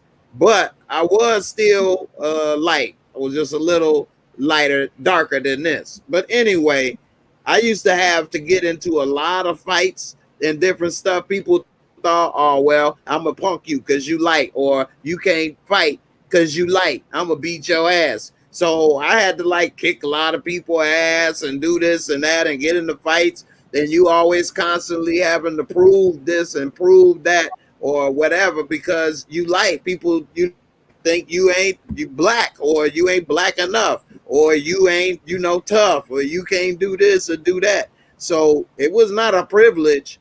I never got a job. They said, oh, shoot, you light. You're hired. That never happened. You may not know that it's happened, but there's a lot of people out there that think that light-skinned people are less threatening. And if they're going to hire a black person, oftentimes they'll pick someone who's lighter because they think they're less threatening. Right. Okay. I know I didn't get every job I've applied for, and most jobs that I believe exactly. And I know the jobs that I have applied for, I would give it credit to my ability to talk to people. I could talk to anybody from any walk of life. I've never been raised to be other, and knowing your audience is something.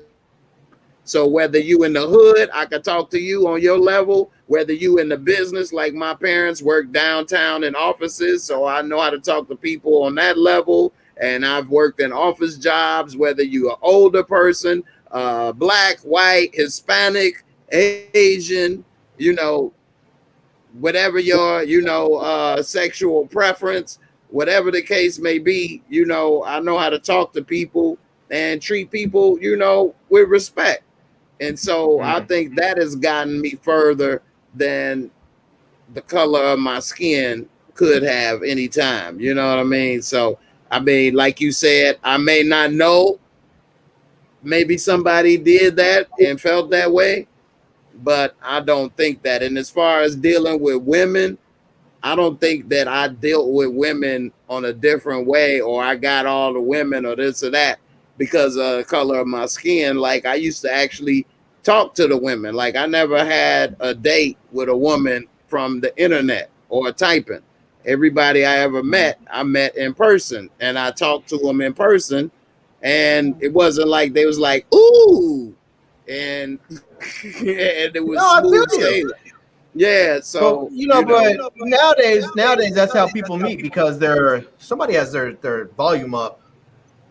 No, but it's one of those things I think where people are nowadays they do everything online, so they have to be able to talk to people online. I feel like back when we were coming up, you had to have to get the gab, you know? Exactly. And there were times where I met girls when I was out at the grocery store. I would decide to get up, roll out of bed, go to the grocery store, looking busted, wearing some broke sweatshorts and some dirty shoes and everything else. But you see a girl and you're like, I'm never gonna see her again. I gotta spit my game right now. And you end up just pulling the number and going out later because that was what you had at the moment. You work with what you have at the moment. And you just play the best game. But as far as the color issues, I have to say it wasn't until later on when I got and moved around more black folks and went to a school that had black folks that I really started to see all the color issues. And the thing that really shocked me, because growing up around primarily white people, everybody that was black, it didn't matter if you were dark skinned or light skinned or whatever, you were just black. I don't think they saw that big difference. They just saw you as black in a lot of ways when I was growing up. And when I got around more black people, all of a sudden when I would try and talk to girls, I would hear from light skinned girls, oh, I only date dark skinned dudes. And I was like, I'm not dark enough. No, I only date dark dudes. Light skinned girls tell me that too. And then I would go to dark skinned girls and they would tell me, oh, I only date light skinned guys.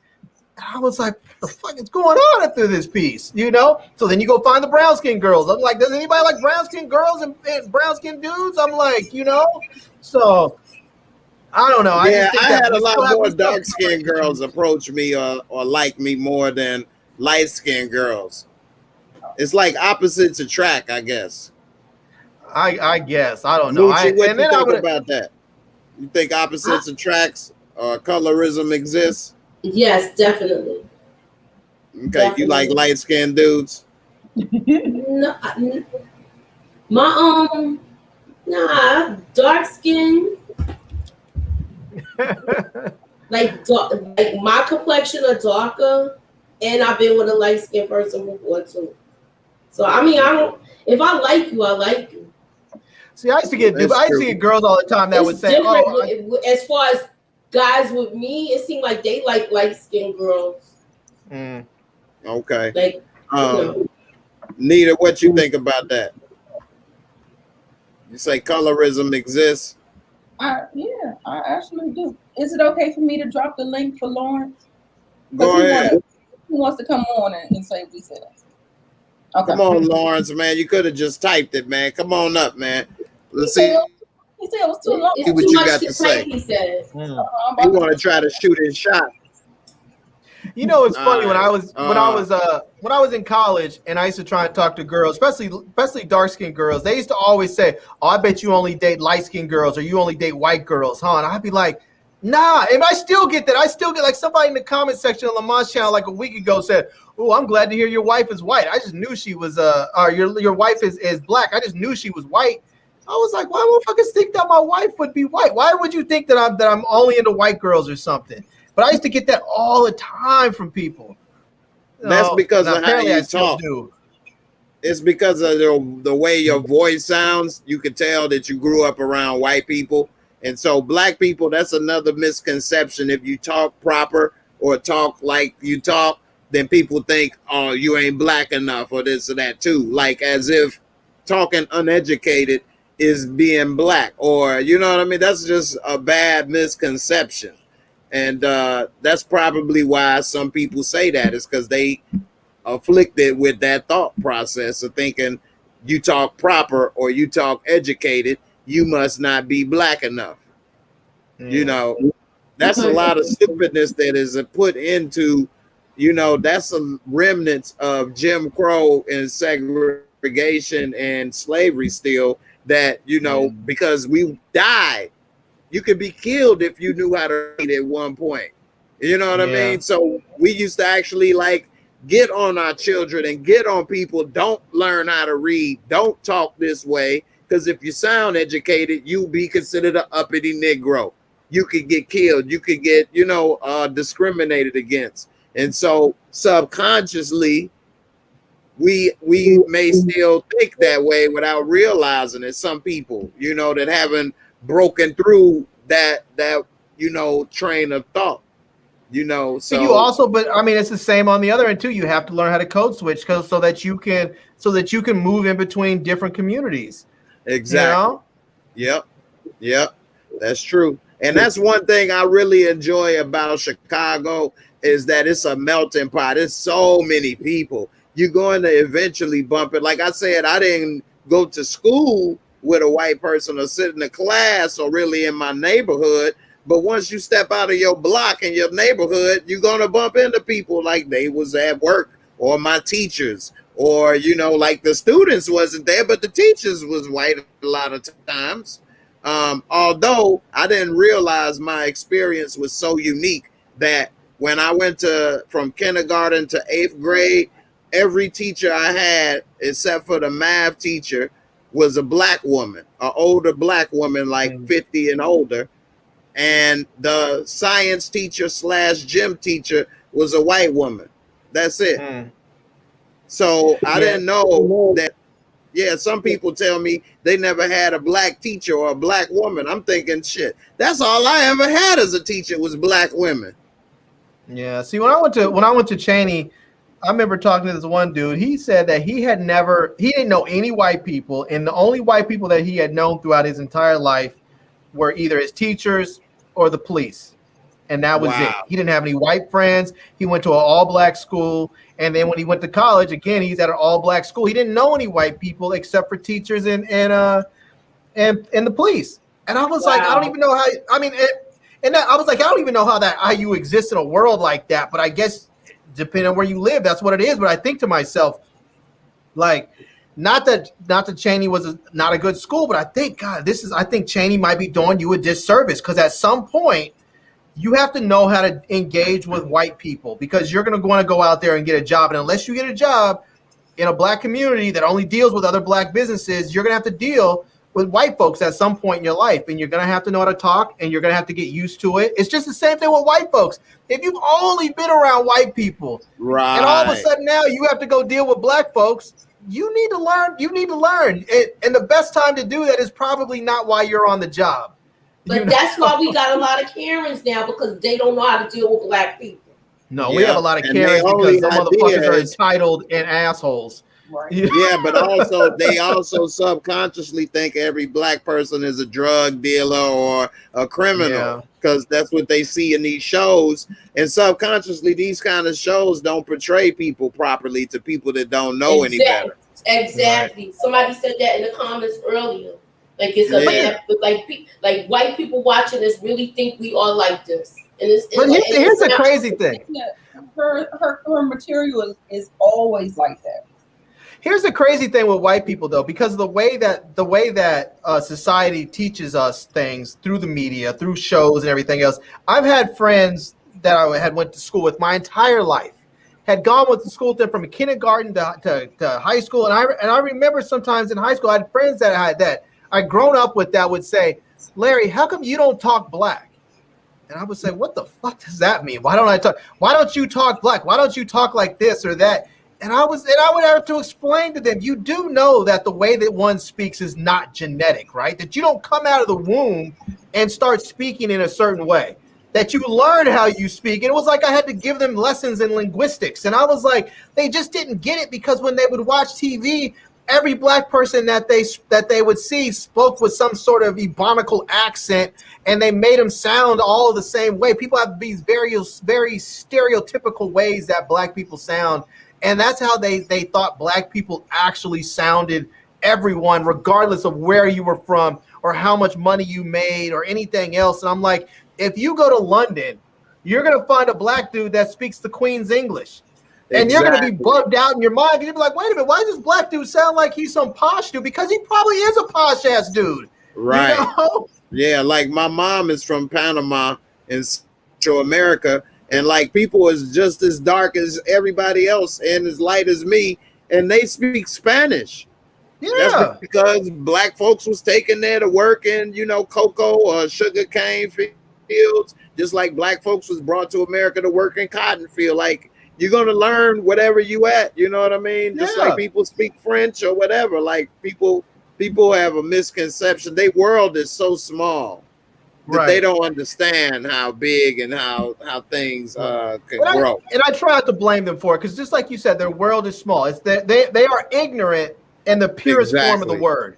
They are really truly ignorant in the purest form of the word. They just don't know any better. And I can't say that I haven't experienced that. But for the first time I went to France, I was bugged all the way out and loving every time I saw a black person speak French. I was like, oh shit, because I would see him and they look like just like a regular old black dude in your own town. You're like, oh my God, this dude's freaking speaking French. This is awesome, you know? Right. But they're looking at you like, dude, what's wrong with you? You know, why are you bugging out on me speaking? You know, but.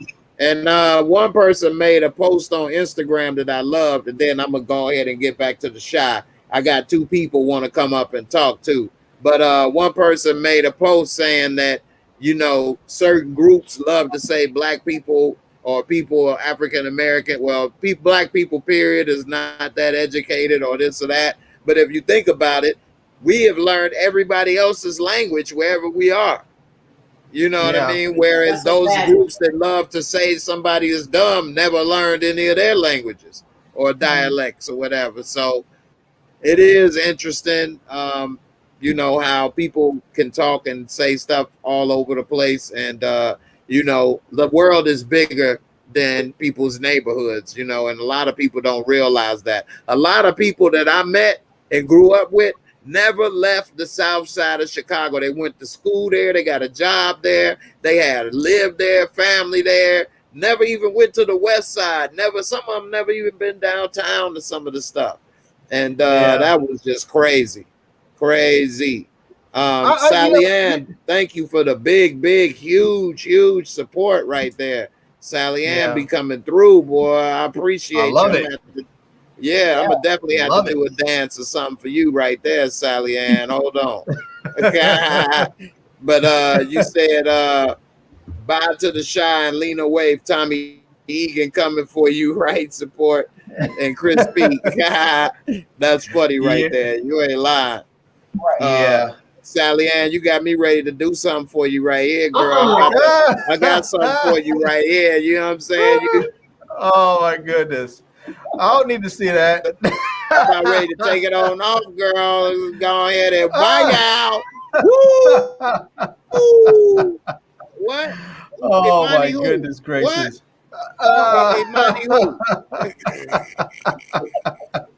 Nah, Imani's wig's better than that. Surprise! Surprise! I don't give a damn. What? I live my truth. Oh my goodness. Jay out of control, all right, man.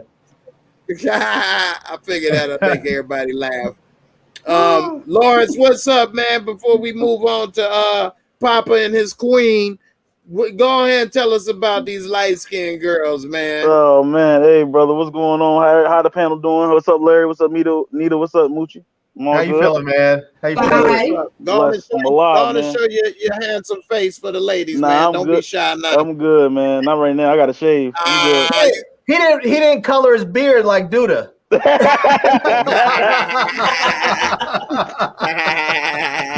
But yeah, man, I love y'all so much, man. This is actually fun coming on here. I like doing it a lot, for real. But my life's so hectic. Hey, man, I appreciate you coming through, man. Yeah, but anyway, like, okay, light-skinned women, man. It's okay. A wise man once told me, you know what I'm saying? Like, they want anybody that everybody wants, like, you don't want them. You know what I'm saying? Light-skinned women, I'm not saying that they're like a problem, like they're all bad, because it's over a gazillion women in this damn in this earth. You know what I'm saying? And they all are fair colored, you know?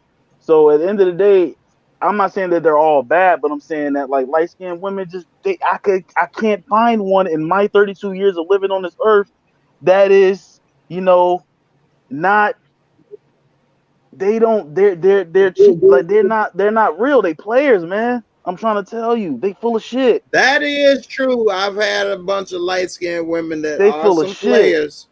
You know what I'm saying? They full of shit, and But everybody I will want say them. one thing right quick. My baby mama, I don't like to say that word. I hate saying that. My son's mother is a light-skinned woman. And Okay. I do love me some light-skinned women, but it I ain't like women, period. because of me. Right. Well, of course, I definitely love me some women, period. And Mhm. I have dated women from all kind of colors, races, and stuff. So Me too. I probably got the Rainbow Coalition around somewhere Oh, up God. in here. But anyway, I never thought or heard about light-skinned women overall like that. Game on But me. they do be some players though. That's what I'm saying. Yeah, that's what I'm saying. So I'm not gonna sit here and be like, you know, ain't no light skinned woman. Actually, I got my heart broken by a Hispanic girl. All the other ones they just faded away.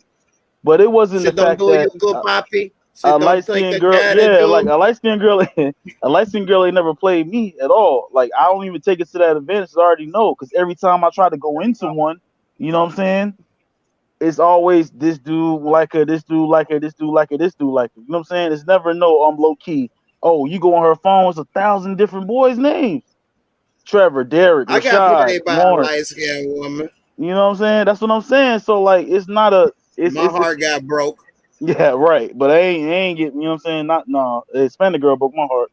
She was Hispanic Salvadorian. girl ain't broke my heart. A light-skinned girl broke my heart. Nita, you want to say something about this? Yeah, she broke my heart. I ain't gonna lie. Lawrence, go ahead, Nita. I'll say what I had to say after. Yeah, no, I say usually, like I said, Larry. a lot of times, like say like, okay, let's say I don't want to use her for example. Use who? Tiny with T.I. Oh hell no. Well, go ahead. You use Lil Piggy. I'm not drunk yet. Hold the fuck up. What about Tiny with T.I.? Well, look how she looked. And because she's light skinned, people bypass how she looked just because she's light skinned. What you talking about? They was calling that child Miss Piggy. No. Yeah, they've been calling her Miss Piggy for a long time now. Yeah, but because she read, they'll get with her, especially in the South. You know what I mean? I represent Atlanta and Philadelphia. Like I've been to both places. Like it's different in the South, man. Light skin win, even with the jobs and all that. Man, let me chill out.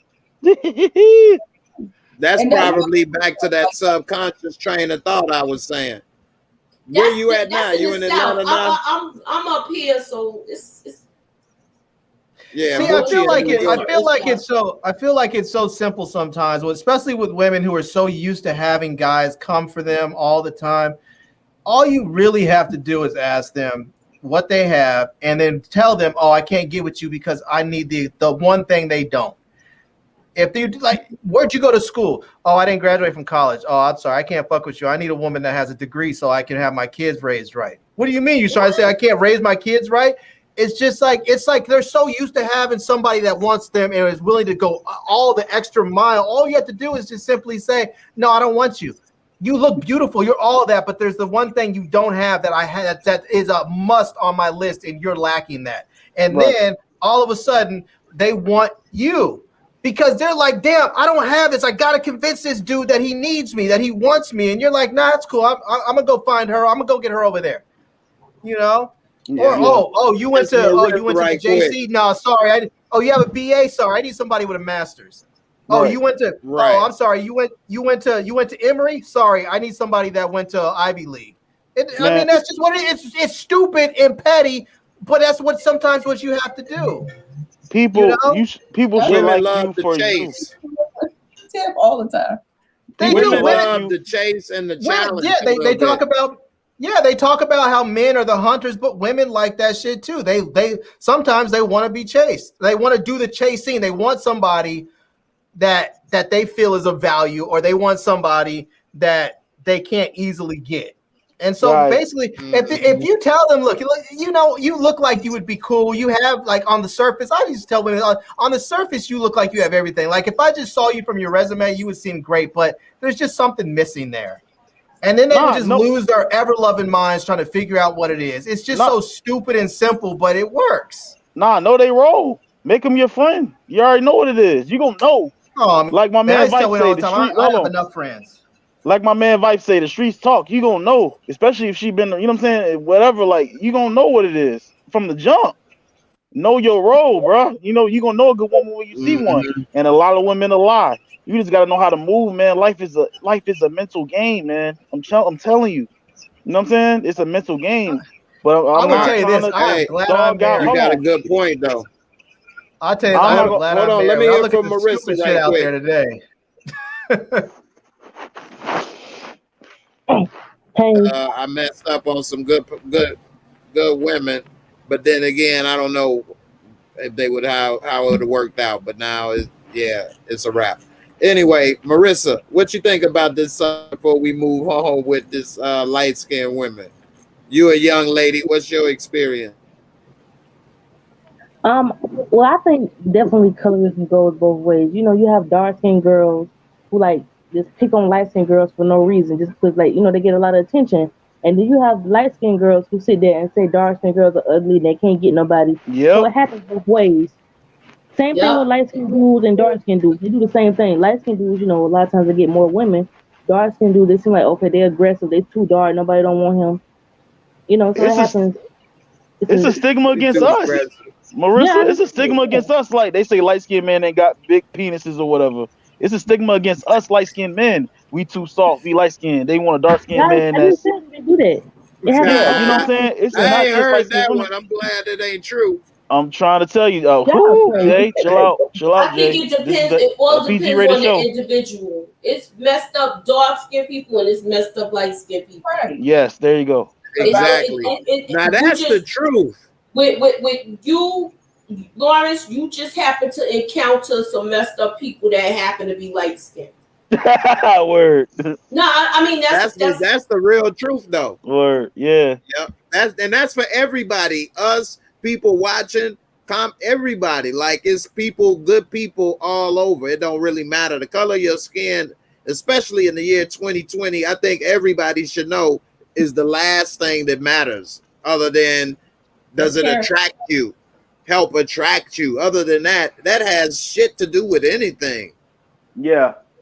But You I'm telling know. you, it's just that some like Marissa just said, bro, and y'all dancing around it. What she just said, that all light skinned girls ain't the same. I agree with Mooch and everybody else. You know what I'm saying? Like they like, man, I'm trying to tell you, man, that fair skin is it's like a gateway, it's like a key, a golden key. You know what I'm saying? And women use that Yeah. shit, man. Especially the women. Hey, that was funny though I about think it's just the the people you encountered again. Say it again. right. I think it's just the people that you have encountered with this experience that you're going through. So in 32 years, I've been messing with the wrong people, huh? Hey, look, Probably. I have been too. Yeah. I mean, Okay. I'm not. Damn, I need to go to church. I need to go to Hey, TD probably Fakes. I need to go to TD Fakes church. for real. Because they say it may be church girls be the freakiest. Oh my god, they like it. They light skin. No, but that's another problem. We always want the freakiest this and that. And I've learned that if a person really love you and is into you, that's what make them freaky because they really liking you. So they do stuff. Y'all really into it. You don't want somebody to just freaky just because they freaky with anybody. As soon as you meet them, they in the alley like Jimmy and Jake or something. Like, Bro, you want somebody freaky because they really enjoy being with you, really love you, and they want you to be happy. And that's going to make you freaky because you want them to be happy in return. Jay, I just talked to my little brother. I just talked to my little brother in the car on the way to Walmart, bro. Me and my girl was taking him to Walmart. You feel me? About a little girl that's been to my mom's house on Thanksgiving and Christmas. He was on the phone talking to some dude. He don't know how the dude got the number, and he beefing on the phone. The dude talking about what's the address. You feel me? Wow. And I told him that these dudes will kill you out here over a girl. And guess what? The color was. It's not I rocket think they science. just happen to So be attracted to these girls, and but they what I'm having these saying is, right, but I'm saying is, I'm like, listen, these dudes out here ain't no joke, man. Don't play with these dudes, man.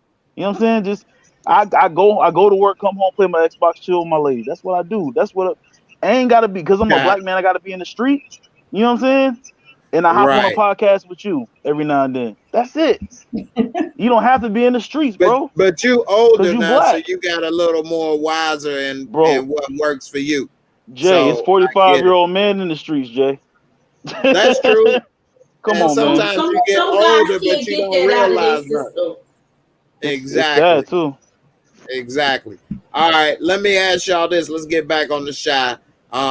So we're gonna go down the list. What y'all think about Papa's little ambush journalism? Was he wrong for trying to use his friends to get listeners? Should he have talked to them first before he did this?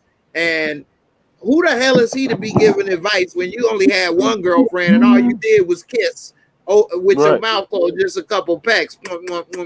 We're gonna start it off at the top with Larry, then Moochie, Lawrence, Anita, and Marissa. So Larry, try not to keep it too long, but tell me what you think on this.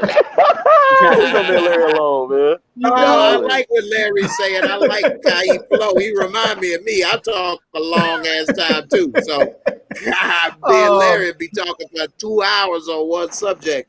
So we got enough people on here. I want to give everybody a chance. That's all.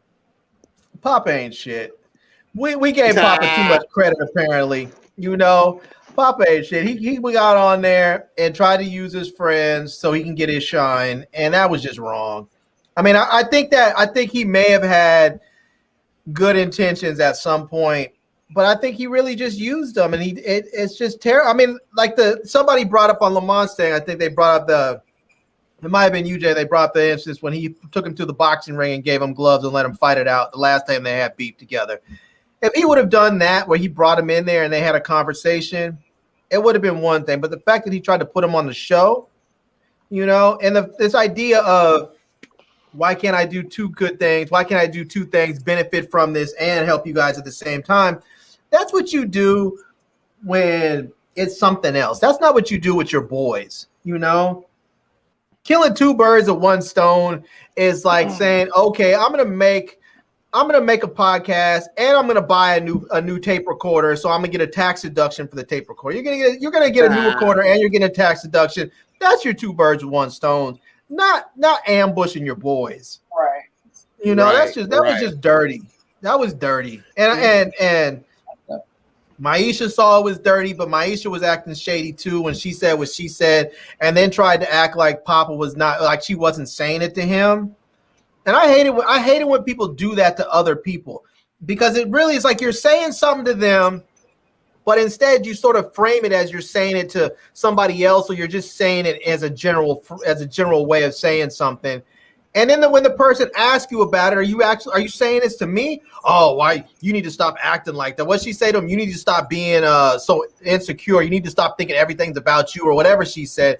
And I was like, no, that was just weak. You were saying it to him, except you didn't have the courage to say I'm saying it to you. And then you're gonna act like he's being insecure when he asked you, are you saying it to me? You know? He didn't want to be insecure about it. He wasn't trying to play any games. He just wanted to ask, are you talking to me about us when you say that? I don't know. I didn't like in that moment. I didn't like Maisha, and I didn't like Papa either. They put us in a room where I didn't like anybody but Kev. I wanted to take Kev out of that room, give him a man hug, and put him in a good school somewhere else. You know? Hell yeah. Think about this.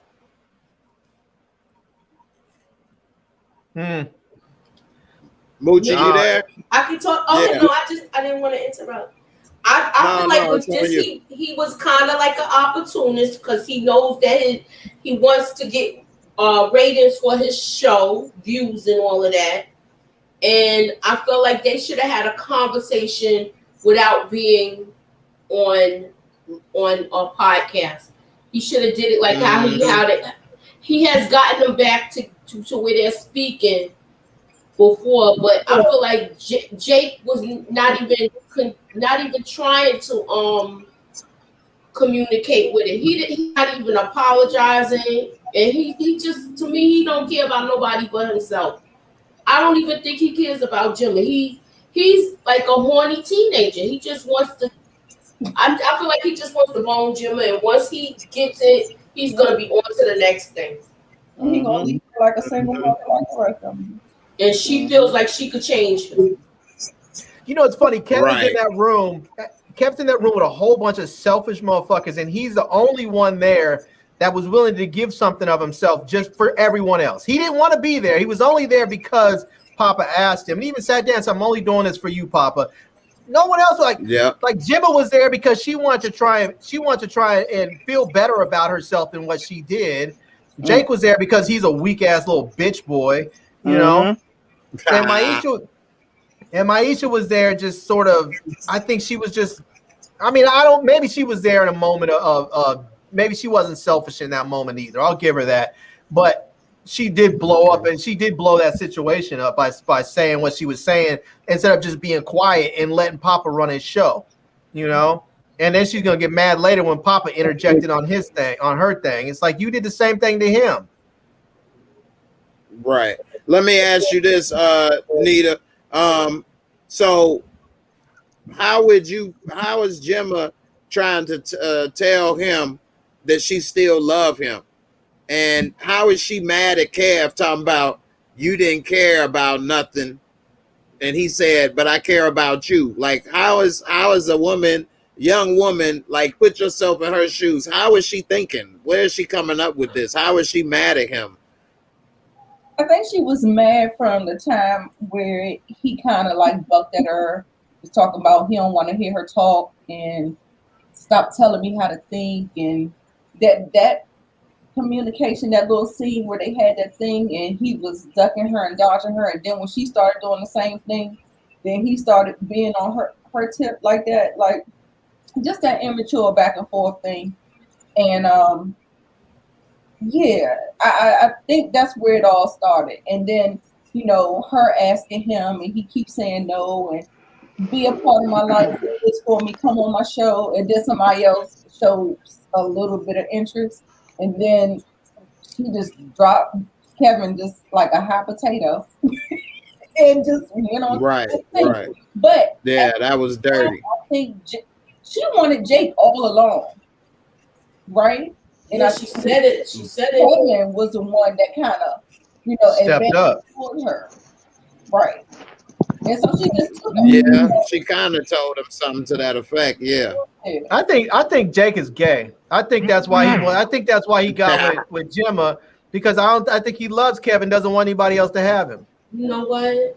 Oh, now that's a way to think about it. I think Jake's gay. They say gay. They say people are born that way. It runs in the family. His brother's gay, so why shouldn't he be? Oh God. They say it's genetic. It runs. They say it's that you're born that way. I'm not dogging people out. I'm not dogging saying anything bad. I'm just saying if it is something where you're born with it and it's genetic, then it runs in the family. No, my little brother is gay. He got cousins and uncles is gay. Yeah, you're born like that. Facts. It's genetics. You're right. And they run in the family. Yep. So you about to come out and let us know something? I'm just messing with you. This man gay is nuts, B. Yeah, you know I'm playing. Nah, you my man. You my man. But listen though. Nah, you know I'm playing with you, man. Hey, but if you was, Jake might be gay. This is the place to do it. No, okay. And Jake said, I love Kev, but whatever he said, I love Kevin. I think that's as much as he's gonna allow himself to say, you know, without admitting something further. I think he might be gay. And that's why he blew that. And I think that's why every time Kev gets with somebody, Jake tries to blow up the relationship because he doesn't want anybody else with Jake. I mean, with Kev. Is it my turn? I think he's jealous of Jake. I don't know about him liking him like that. Okay. Damn. When what y'all saying to Jake and Kevin? All right, Lawrence, what you got to say? You was just showing a second ago. Oh. Hello? Oh. Yeah. I hear you. Let your fan base see you, man. Oh, there hell you go. No. Listen to what I'm trying to tell you. So you notice in the room, right? Kevin, the only one with his face facing looking down. Right. That's true. You see that shit? Yeah. And why didn't Papa take him to church? Take him to his dad at church. Right. Take all three of their asses. You know what I'm saying? So, like, you know, nobody's talking about faith in the whole show besides his father, and he a crook. You know what I'm saying? Nobody's talking about faith but his father, and his father's a crook. So I don't understand. So we're not pushing God, and nobody believes in God and Jesus anymore. You know what I'm saying? That's a They're whole not other. gonna push that on here like that. Right. They got a preacher, so real quick. They look. They got rid of Common's character, and he was a positive guy, and he was a Muslim. Muslim. Yeah. So they not pushing positive stuff for the black community. Right. That's And my opinion. Right. And I said, like I said earlier too, like if Jemma gets pregnant by Jake, she's finished, bro. She's a stat.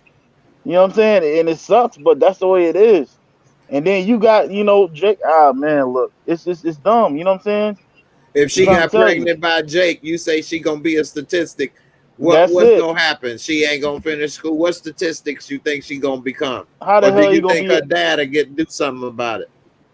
I mean, he got the money to do whatever is need to be. You know what I'm saying? He got more money than Keisha and them folks. You feel me? So anything's possible with him because he has the bread. But at the same time, you in there like you walking in the house, seeing this girl come out the back room. You feel me? That would break my heart as a parent. I would be like a volcano. No, as a father, fuck a parent, as a father. Yeah, she came out, but Jake wasn't down there with her. No. But they're coming out the back room. You still don't know these people, bro. Right. You know what I'm saying? Right. You still don't know these people. Right. And you hop in, you in the south side of Chicago, pull up to somebody else's house. Like, you know, and picking up your daughter, bro. You're a man. It's different. Every woman needs their father and every son needs their mother. You know what I'm saying? So, like, just seeing that shit, like, it's just bullshit, bro. And they're painting the beautiful sister as the homie hopper and all this bull. It's just a bunch of bullshit, man. This is dumb. Yeah. And hold on, I'm seeing in the comments. Let me yourself. address one thing in the comments. A lot of people talking about Larry's statement about being born gay. He said they say people are born gay. Am I right? They That's are. What you said, right? Yeah, it's a that fact. is like what people say. That is what Google people it, say. bro. Oh my god. And I posed the question. He did not say it's a fact. He did not say it's a fact. I think it's a fact. I said it. I think it's a fact. It may be a fact. I'm just simply saying, as someone who is not gay, I don't know for sure because I'm not gay. So I don't know the people who are gay, many of them say they were born that way. And if that is the fact that you were born that way, okay. But my question comes from there. If you are born gay, then there must be a genetic strain there, which means that it's possible to pass that gay gene down from one person to another, or it runs in the family. So it's likely that if you have someone in your family that's gay, that you may also have someone else in your family that's gay. Absolutely. Because there is a gene that can be passed. Just like if I have blonde hair and my sister is born, she may also likely have blonde hair because there's the blonde genetic, there's a gene for blonde hair in our DNA. It's not not like, I think people are taking this as some sort of slam or some sort of derogatory thing or negative. I'm not saying that. I'm simply saying if you were born this way, then there's a likelihood that your siblings or somebody else could also be born that way because you share the same genetic strains. Right.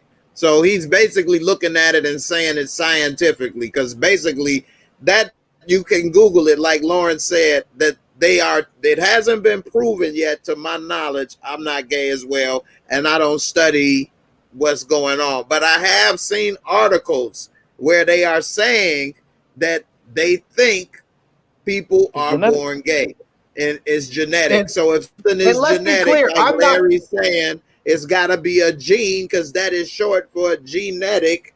You know what I mean? It's got to be some type of gene that would prove it if this is true.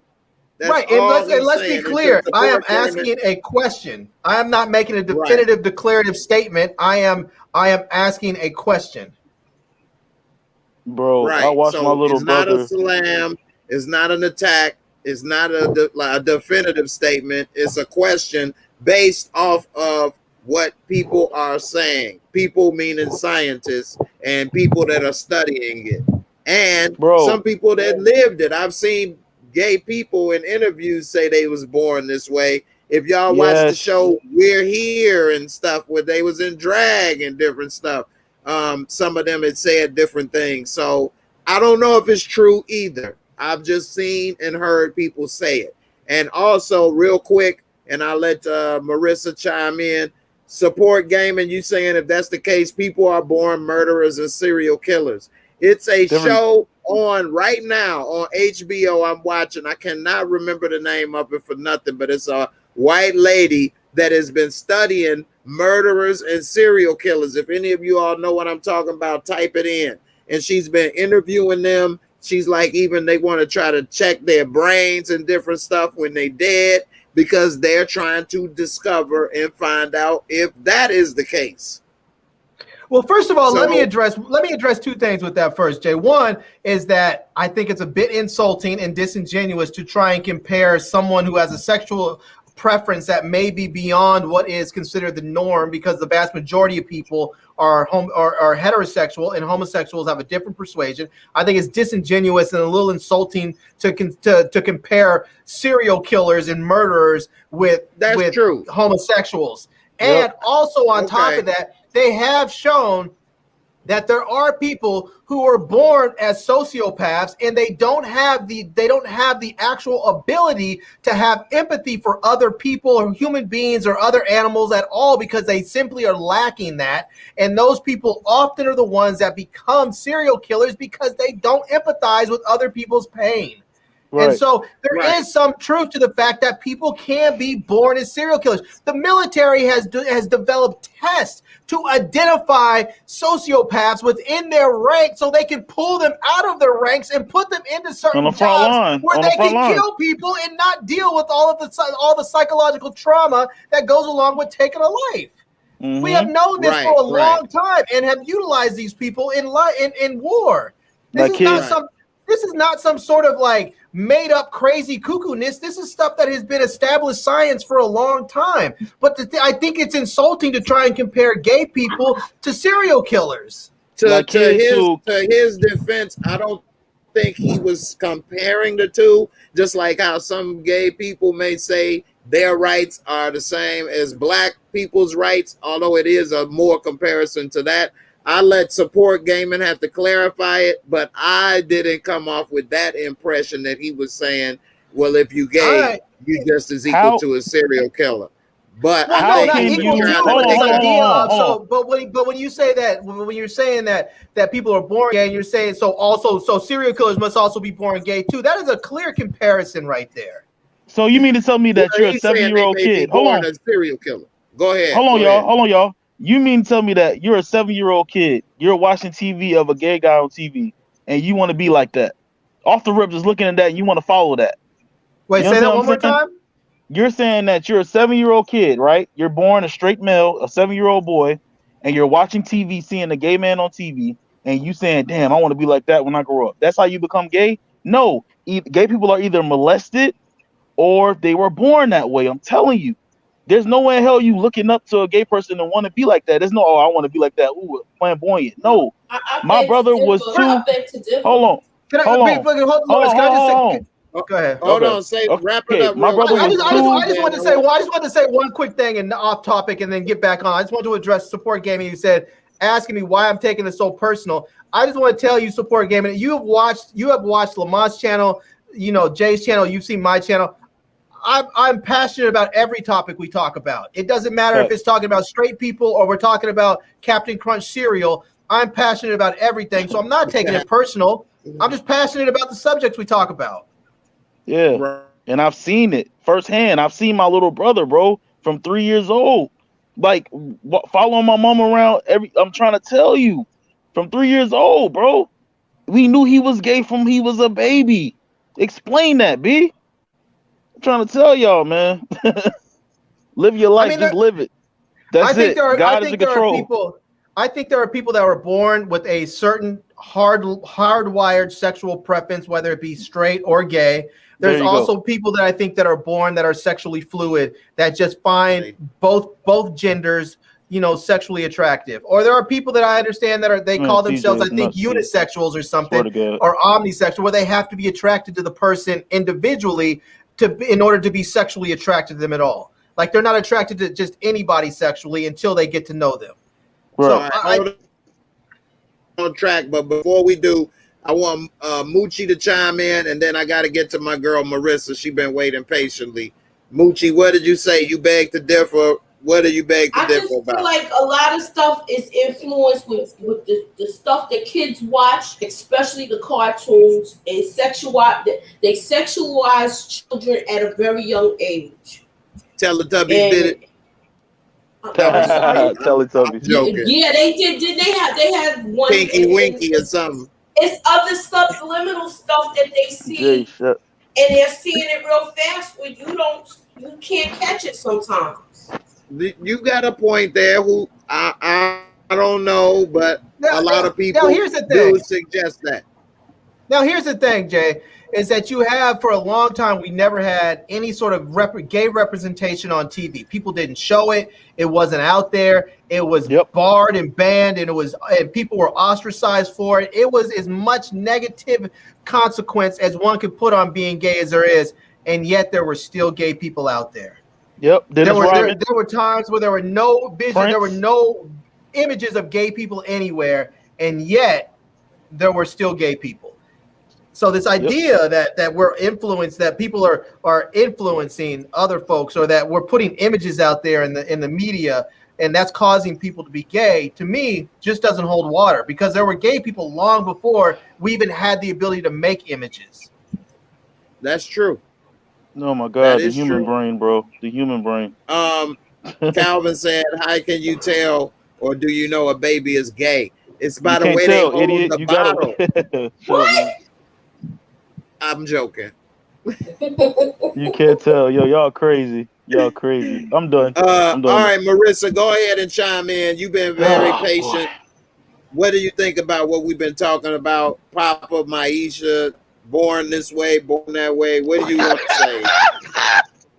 Hey, lie. We got top in Sydney. What do you think? You said even Arthur the cartoon had a gay episode. What? I never watched that, but okay. Go ahead. But with Papa and Maisha, I just don't see the purpose of their relationship. It don't seem like they fit. It seemed like it was forced because Kevin didn't want Maisha no more, and I guess Maisha didn't want him no more. So they just kind of put them together because they are, both big people.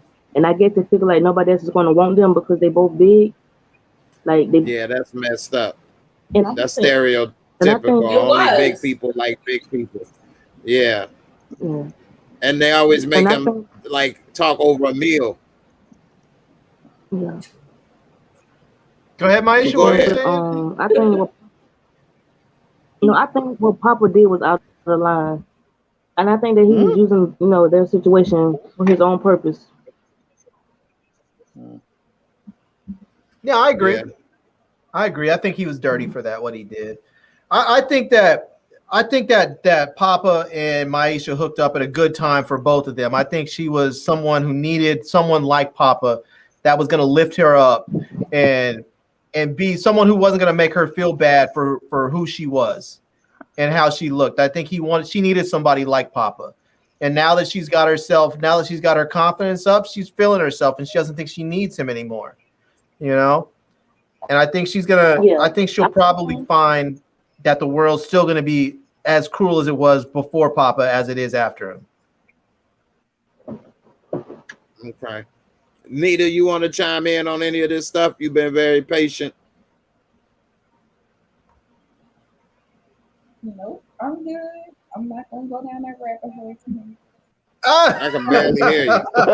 What? I saw your comment. I'm in the chat. And I agree with you. I don't think that's what you saying you don't have to suppress your authentic self anymore. I agree. And I know that's got to be hard for a person if that's what they had to do. I can empathize with that. If you feeling one way inside and you can't be your authentic self, I think that's messed up. I don't agree with people, not being able to have a job or live a certain way or do this or do that. I think everybody private business is their private business too, though. Just like if I want to have 3 or 4 girlfriends, I shouldn't get suppressed from having my apartment. Or, if a person, is, whatever their preference is or whatever. And thinking Jay, back can to you put Chris P's comment up there? whose comment? There's a lot of gay people in my Chris P. family, so. Let me see.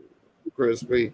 Yeah, but looking back at Jack Tripper, like he shouldn't have had to play gay to live with those two women.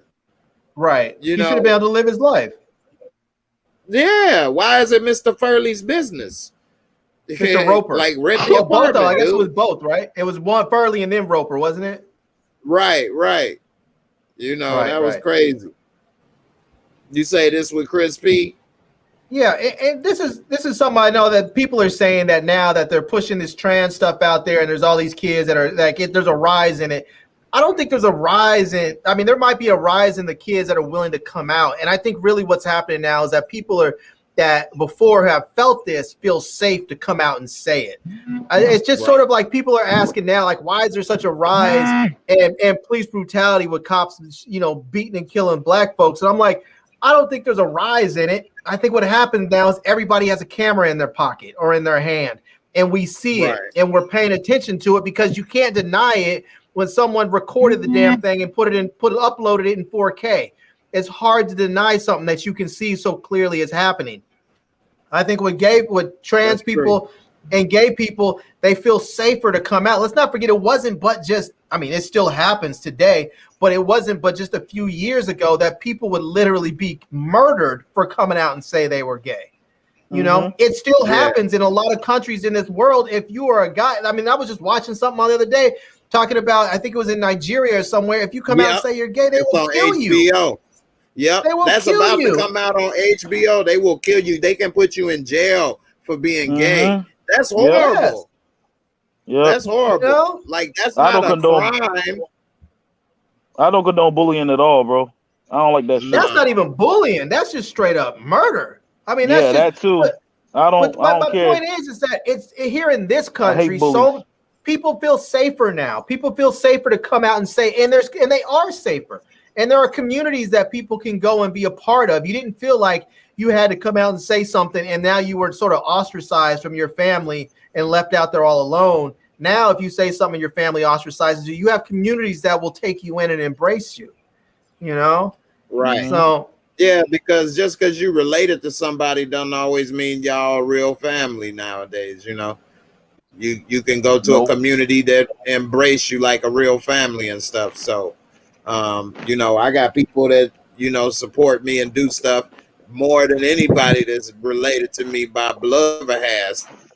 I definitely would consider more of them than And the funny thing about it is with most of these people, when they come out of the closet and they tell their parents, most of them already knew.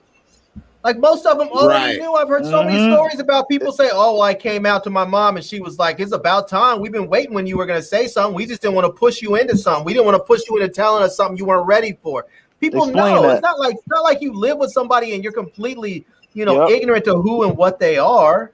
Explain that. Explain that to me, please. You're born gay.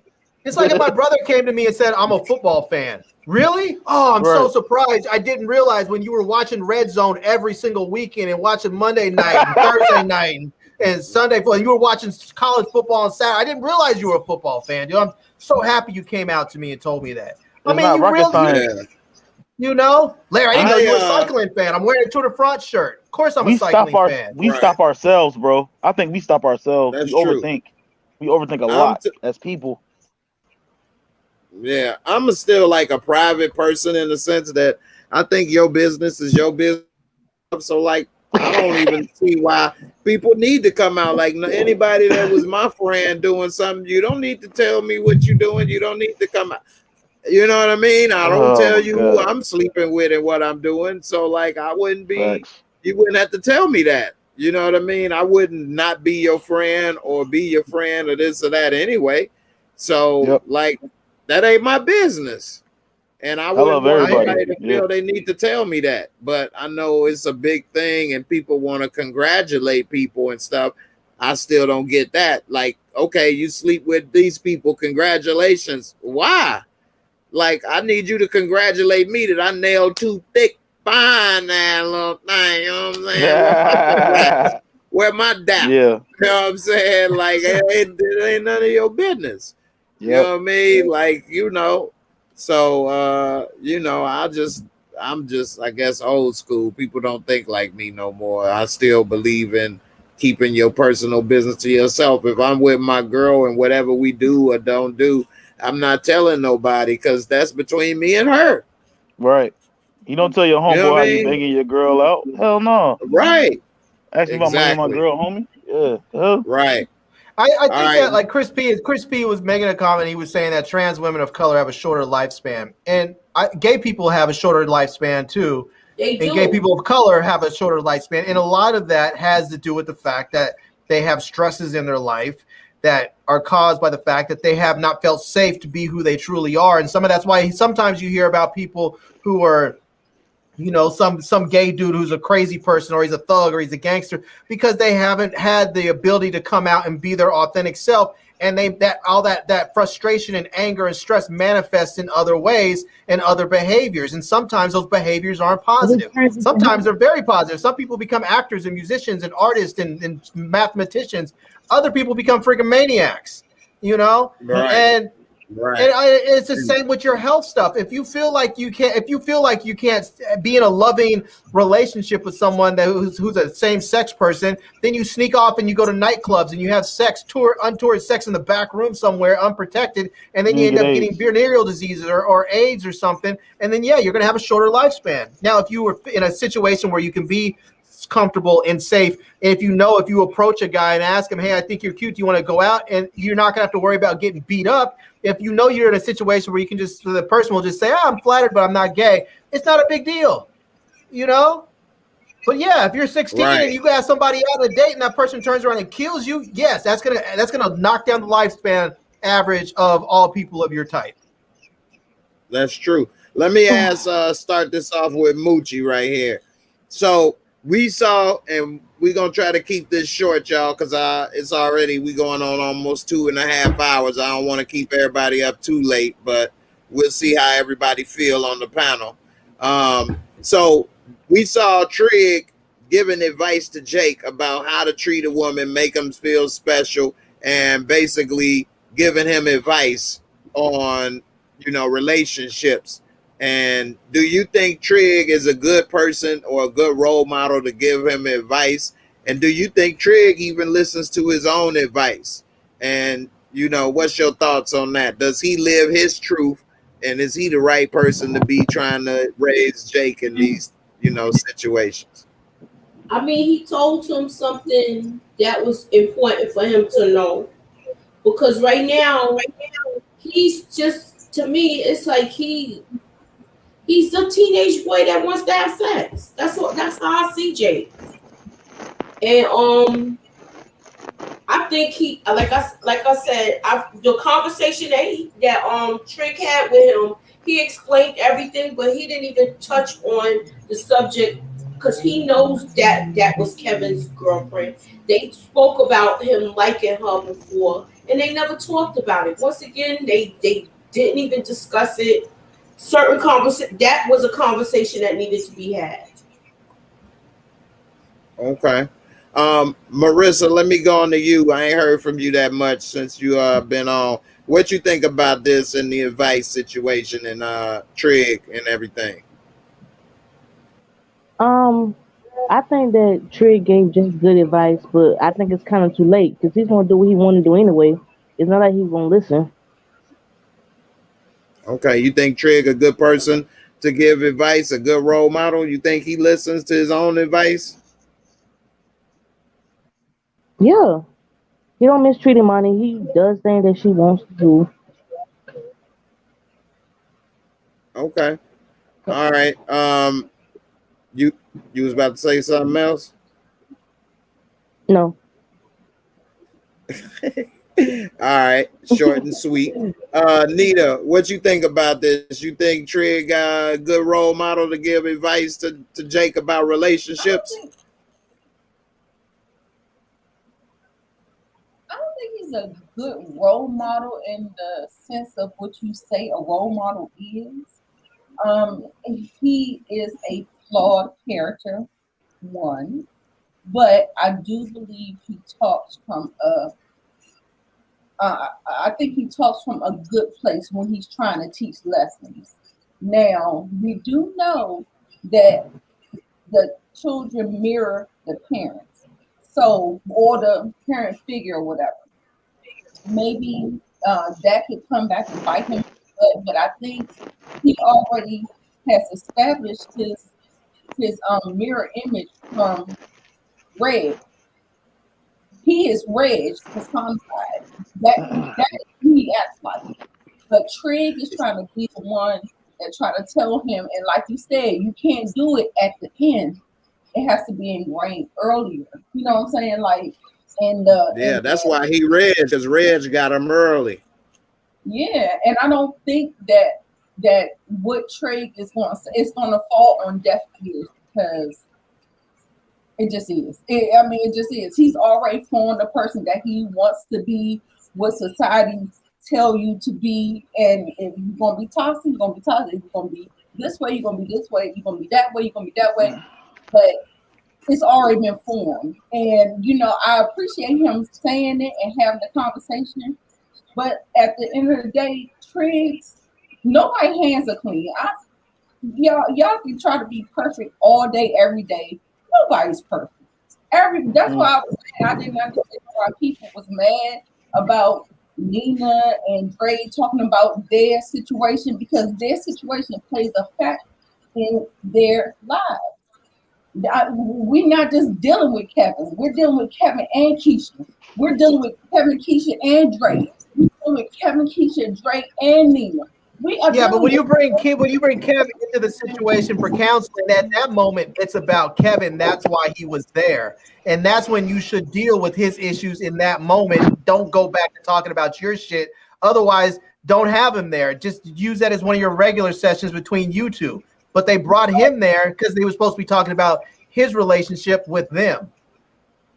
Like I said, I feel like people who reject the part of themselves that's going on, it could influence what is going on in the treatment of them.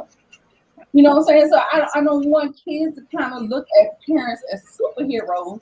Yes, they are your providers. That's where you get your subsistence and that's where your livelihood lies. But at the end of the day, these people are people who may have not gotten it from their parents. So there are generational curses that are coming through. And, I really don't want to call somebody a trash ass parent when they're trying to do the best they can with what the parent before them gave them. So, That's true. I just think with a little different perspective, complex thing, because I've been through some things. And if you have not been through those things, then maybe you cannot speak to them. Because Nina doesn't even try. She throws her arms up and says, she doesn't even try. I understand what you're saying about you work with what you have as a parent. You do the best you can, but she's not even trying. She was the worst. Yeah, she does. She walked away on the boy in his time of need. Exactly. You don't walk away. I don't care how bad he's doing. You don't walk away like that. What she did, right? I just feel like she's very selfish. The last 3 episodes, she's been selfish. I think they're setting her character up to be an alcoholic, because they have her at the bar drinking. They have her up there drinking wine by herself. I think they're setting her character up to have a drinking problem. But usually that's what happens when you go through trauma. You become addicted to substances. When you see a lot of stuff, you become addicted to something. Yeah, because I know a lot of people. I know a lot of people who suffered a lot of trauma and they haven't become addicted to anything. They've just decided. Well, that's them. Everybody's different, Larry. I know that, but I'm saying, but people are making statements like that's what happens when you've been exposed to something. Like that's not what always happens. It can happen, but that's not something like if you see this stuff, then you're gonna become an alcoholic or you're gonna become an addict. No, that's what happens to some people. All right, put it this way. I know we ain't about to get this answer right now, but think of it this way, because I know you a numbers guy. Statistically, it happens a lot. I don't know the exact number, but we can see how many people may turn to some type of substance abuse when they dealing with stress or trauma. You know, I'm gonna have to push back on that and say statistically, it does not happen. When you look at the number of people out there that have been divorced, the number of women that have been raped, the number of people that have been molested, the number of people that have been, traumatized in some way, in some form, and then you look at the number of alcoholics and drug addicts, the numbers don't match up. Because so many people in this country and this world have suffered real serious trauma at some point in their life, and they don't turn to substances to drown out their pain and become addicts. So there are some people that do, but they are. I don't want to call them statistically insignificant, because they're not, but it is not the vast majority of people that suffer trauma that end up turning to substances to cope with their pain. The numbers just don't play out. Most people in the hood. Most people in the hood, especially because people in the hood suffer more trauma than anyone else. Right. And the vast majority of people in the hood are not addicts and drunks. Most people in the hood are just good people who don't have money.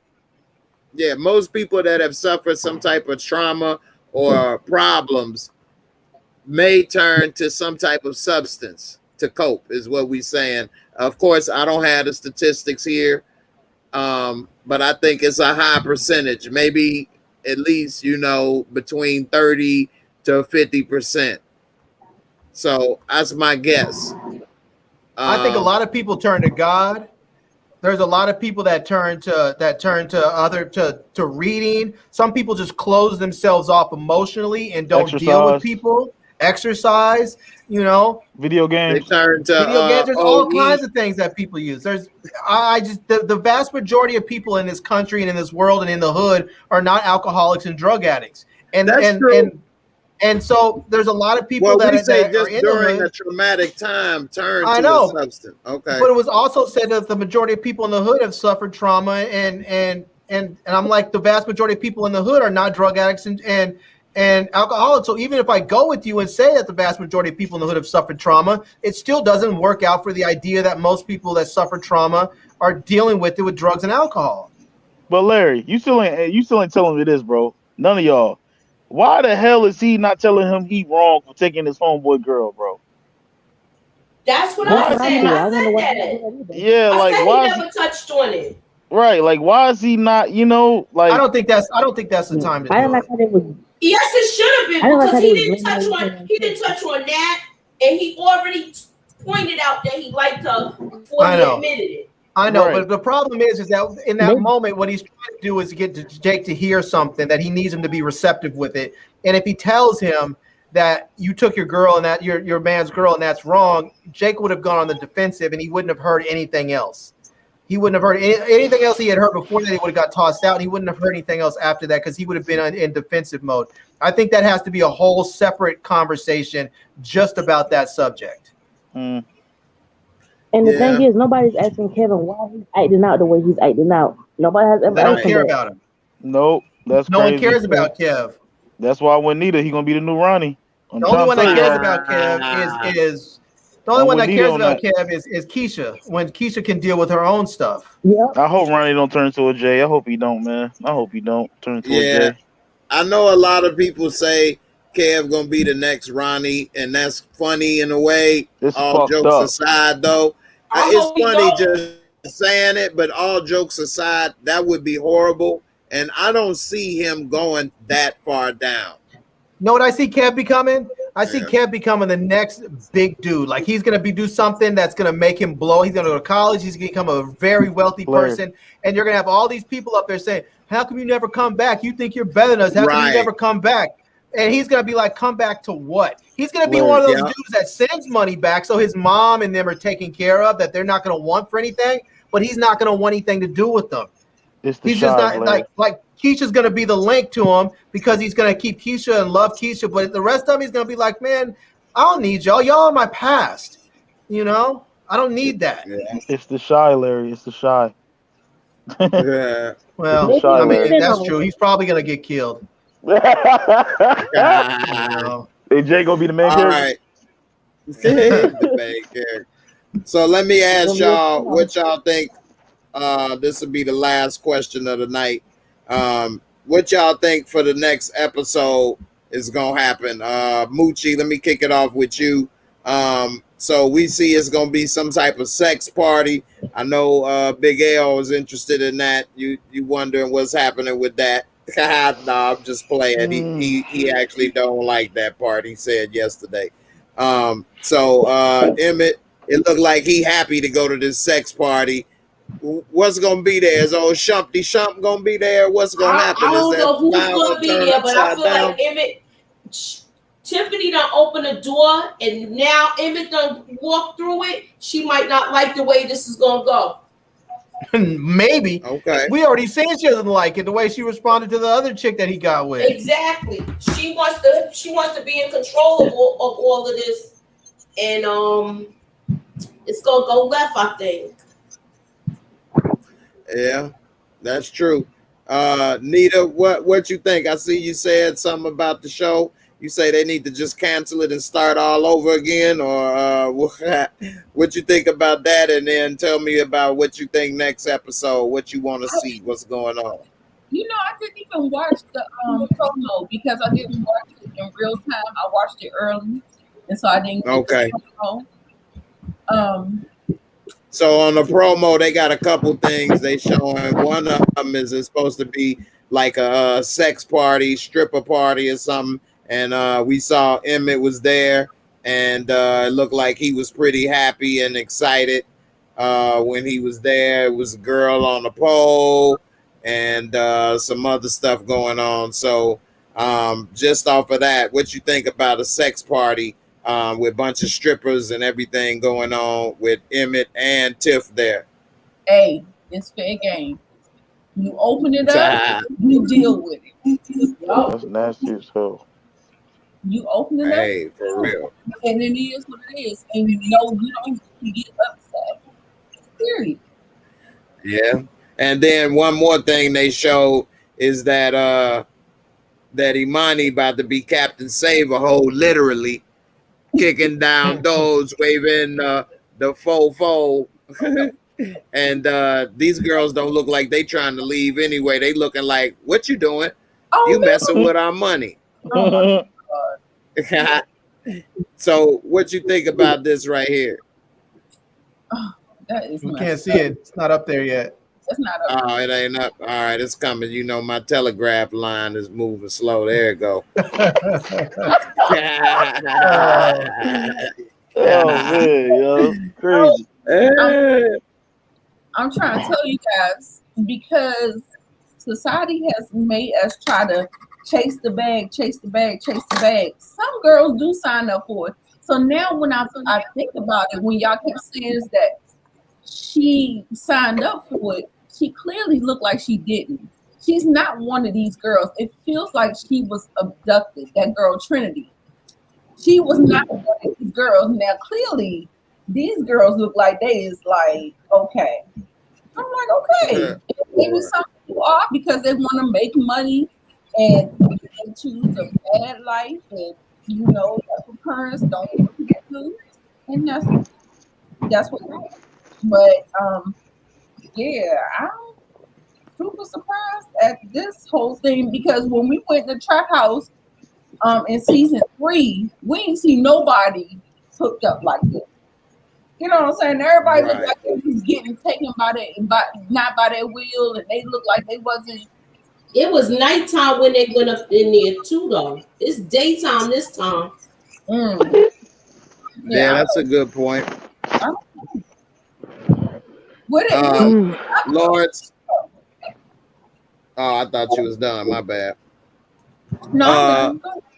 Oh, okay. Lawrence, what you think about this next episode? Bullshit. Like you said, she walking in there and they looking at her like she's doing something wrong. They chilling, like they playing cards. They playing goldfish, my nigga. Like, this is crazy. You know what I'm saying? Uno or goldfish. They in there chilling. And I'm the baddest crackheads again that I've ever seen in my life. She got a fresh goddamn weave. Look at that weave. Jesus Christ, bro. Drapes. And who braided that girl hair? She got micros or dreads. I don't know what the hell. I don't know, brother. But listen, Man, I just think it's gonna be a bunch of foolery, man. I'm interested. This sex party, man. Like, come on, man. 1 minute you crying, telling your mom you gonna cook and burn down the kitchen. Next minute you in the sex party smiling. It is. It don't make no sense, bro. I just want to see what's gonna happen. I'm just watching it because until Kanan come on, that's it. Oh wait, no, this is the sex party. This not the trap house. No, this is the trap house. Is the trap Scrap house. all the shit that I said. Scrap it because no, that's why it is what it is. Okay. You thought this is the sex party? No, this is not the sex party. Nah, it ain't. Yeah, this is the trap house. The other one that you saw with Emmett up there smiling, that was the sex party. Looking dumb as fuck. Yeah, I got another picture of it. But yeah, that was the sex party. One person, Damio, said if they make Kev take Gemma back, he done. What y'all think? You think Kev should take Gemma back? Bro, ooh. I don't think that he will. It's the shy, y'all. It's the shy, Marissa. Why? Why would you take her back? Because it's the writers. They're Caucasian. It seems like he's over the situation. I can tell you one reason why Kev might want to take her back. What? Why? Because Kev might decide, you know what? I'm going to go ahead and use her connections with her dad and everybody else to get myself into the best schools possible. And then once I'm there, I'm out. I can see that, but I don't. He might take her back to get himself back into school. Yeah, I see it, but I don't. I feel like the father should get him back into school. I would really love to see him get sent. I don't know. I hope somebody comes in and send him like the Fork Union or something. Get him in because he's craving discipline and structure. So I would love if someone sent him to like a military academy, some place where he can get that structure and that just that discipline that he needs. We won't see him anymore. Him his freedom. Why is he craving it now? He's been craving it. So humans been craving. They say children craving. It's been more imperative that he gets it now, but he's been craving it.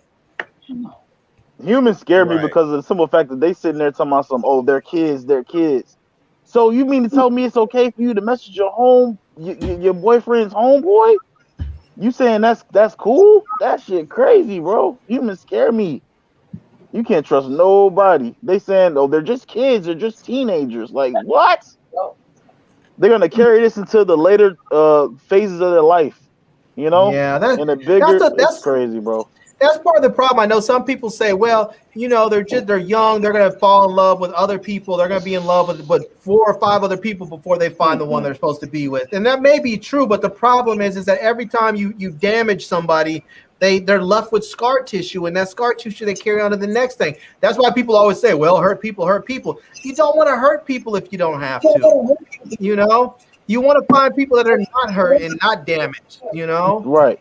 And then put it like this: what if Kev was Reg? What would Reg do? Shoot both of their asses. See what I'm saying? No, Reg is. Yeah, but that's the thing. If Kev was Reg, Jake wouldn't have done that.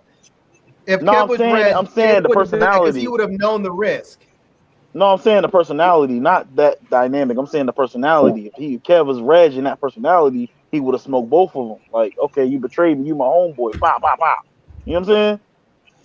You see what I'm saying? So like, you can't say they're just teenagers, bro. No, I know, but I guess I'm saying is that Jake knows Kev. He knows who he is, and that's why he felt comfortable doing it because he knows that he wasn't gonna go and shoot him like that. Right, if Kev was like Reg, Jake would have never have done that.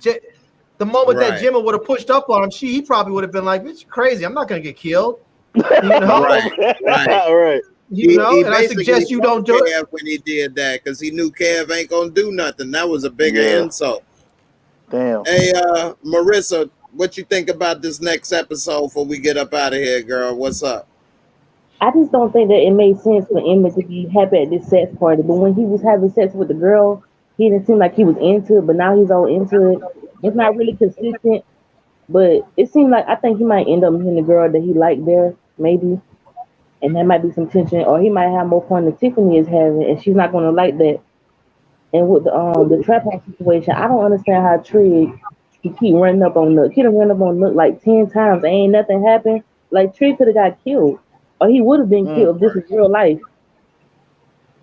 That's true. I feel like if you're going to deal with Nook, the only way you can deal with, if you really want to deal with Nook and those girls, the only way you can do that is to try and create a more ethical trap house.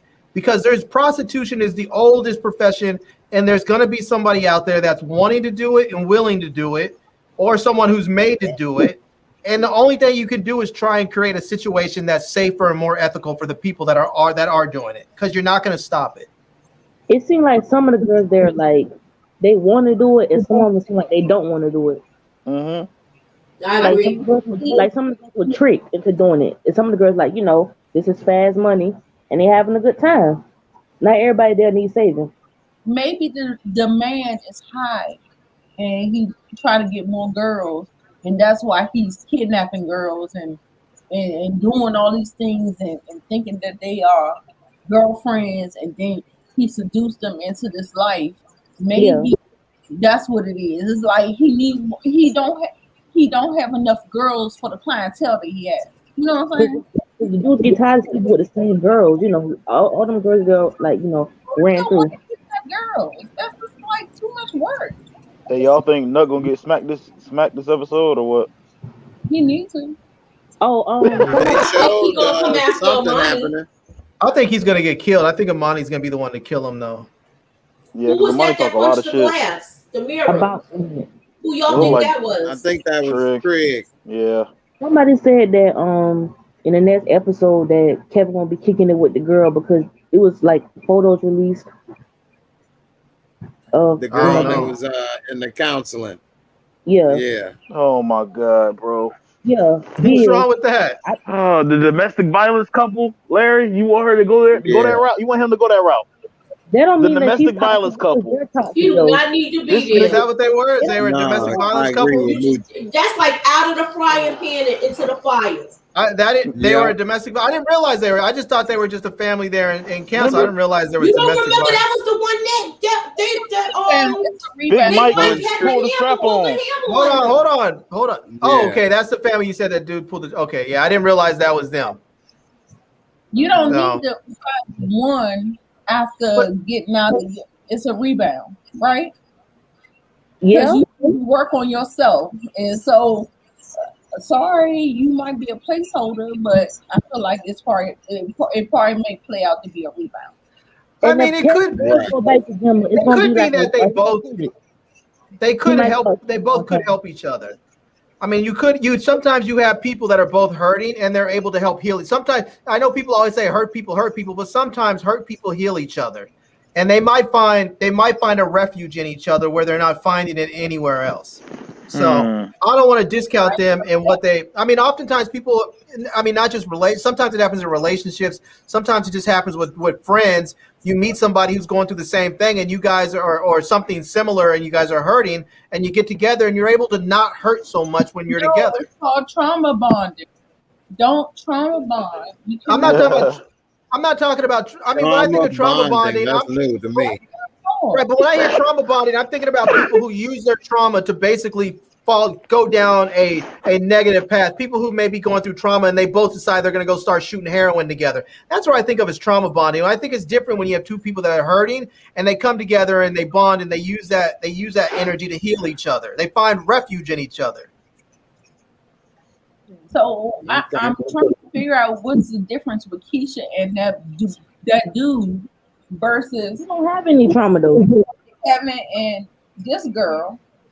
What's the because the family dude doesn't have trauma. Effed up, man. Who doesn't have trauma? Oh my God. The guy Keisha works with. We don't know nothing about that dude. Well, exactly, and that's part of the reason why there's not any difference. That's one of the reasons why there's a difference, because we don't know. But what we do know right now is that there's in it though. You asked what is the difference between Keisha and that guy and Kevin, the other dude. I'm saying part of it is that we don't know if this guy has any trauma. What we do know so far is he doesn't present to have any trauma. So there's a difference where we know Kev has trauma and we know this other girl has trauma. So we know these two people have trauma. That's part of the difference already. I know, but the thing is that he understands it. Don't mean that he never had it. He never healed from it. Because they haven't had that conversation yet. The work. Unless y'all saying men don't do the work. Like, no, what we're saying is we don't. What we're saying is we don't know because the writers haven't given us that information yet. so men aren't inherently bad. Like, what are we saying? Like, We're saying we don't know if he has trauma or not yet. That's what we're saying. We don't know. Maybe he does. Hey, last 10 minutes. But here's the thing: even if he had trauma and he knows how all these techniques because he learned how to deal with it, he's no longer suffering through his trauma. He's been able to deal with it. He's just helping Keisha now. He's giving Keisha the same tools that he had to get through it. So that I don't want to call. I mean, you can call it whatever you want. You can call it trauma bonding or whatever. I'm not going to say it's that, but I think helping somebody else with their trauma is not trauma bonding. It's just helping somebody get through their trauma. Yeah, that kid is weird though. I mean, he's weird, but he's cool for her. You know, she's somebody that's not in the street. I don't understand. Moochie, what you thinking over there, girl? I see your face, I just body feel like language. he's kind of quirky, and everybody's calling him a weirdo. But I feel like he's just trying to be her friend, and I want to see a little more before I judge him as being like a weirdo where he has harmful intentions for her. Well, He too gives me weird vibes. I don't like that. He's an evil dude with glasses. he said he don't want to pay for food, and he want to bring her to his house on the first date, and then he take her to Smokies. What's up with that? Something's not right with him. I mean, he presents himself as this dude that's like all sort of like emotionally in tune, and yet there's a young girl was kidnapped, and you want to like you said, you want to invite her over to your house. It just doesn't. It seems like he's just sort of clueless in that respect, or he has bad intentions. I don't know. So he's either has bad intentions or he's clueless. Either way, it's not a good thing. I'm on the fence. If he wanted to cook for her, he should have said, "Let's go for a picnic." Yeah, see, exactly. So, like, I agree with Moochie. I ain't seen that much, but then at the same time, what I have seen, I don't know yet about this dude. He at least a cheap ass. He like fat out for the junkyard game. He like somebody fat out for the junkyard game. She got free food at Smokies. That's why she wanted to go there. Oh my god! But he suggested Smokies. Yeah, he suggested it. And then when he found out it was free, he was geeked. This free? And why shrimp Alfredo? Why the hell is why? Right? What made them pick that shrimp Alfredo? He gonna impress her. I can make some shrimp Alfredo. I'm a little Gordon Ramsay up in this piece. You ever had noodles with shrimp? I call it Alfredo. I'm okay with that. But he should have just taken her on a picnic or something. Yeah, a picnic would have been nice. Nigga, do you know? I'm not saying you got to go to the South Side. You got to go park on the South Side. There's all kinds of parks in Chicago you can go to. Yeah. I would have asked her, "What would you like to do?" But he not no pimp. He a lame though. He ain't no pimp. Yeah, he a lame. He ain't no pimp. He a simp. Like Nita say, he's a simp. I don't think he's that. Marissa, what you think? You had a couple comments about this dude. What you think before we go?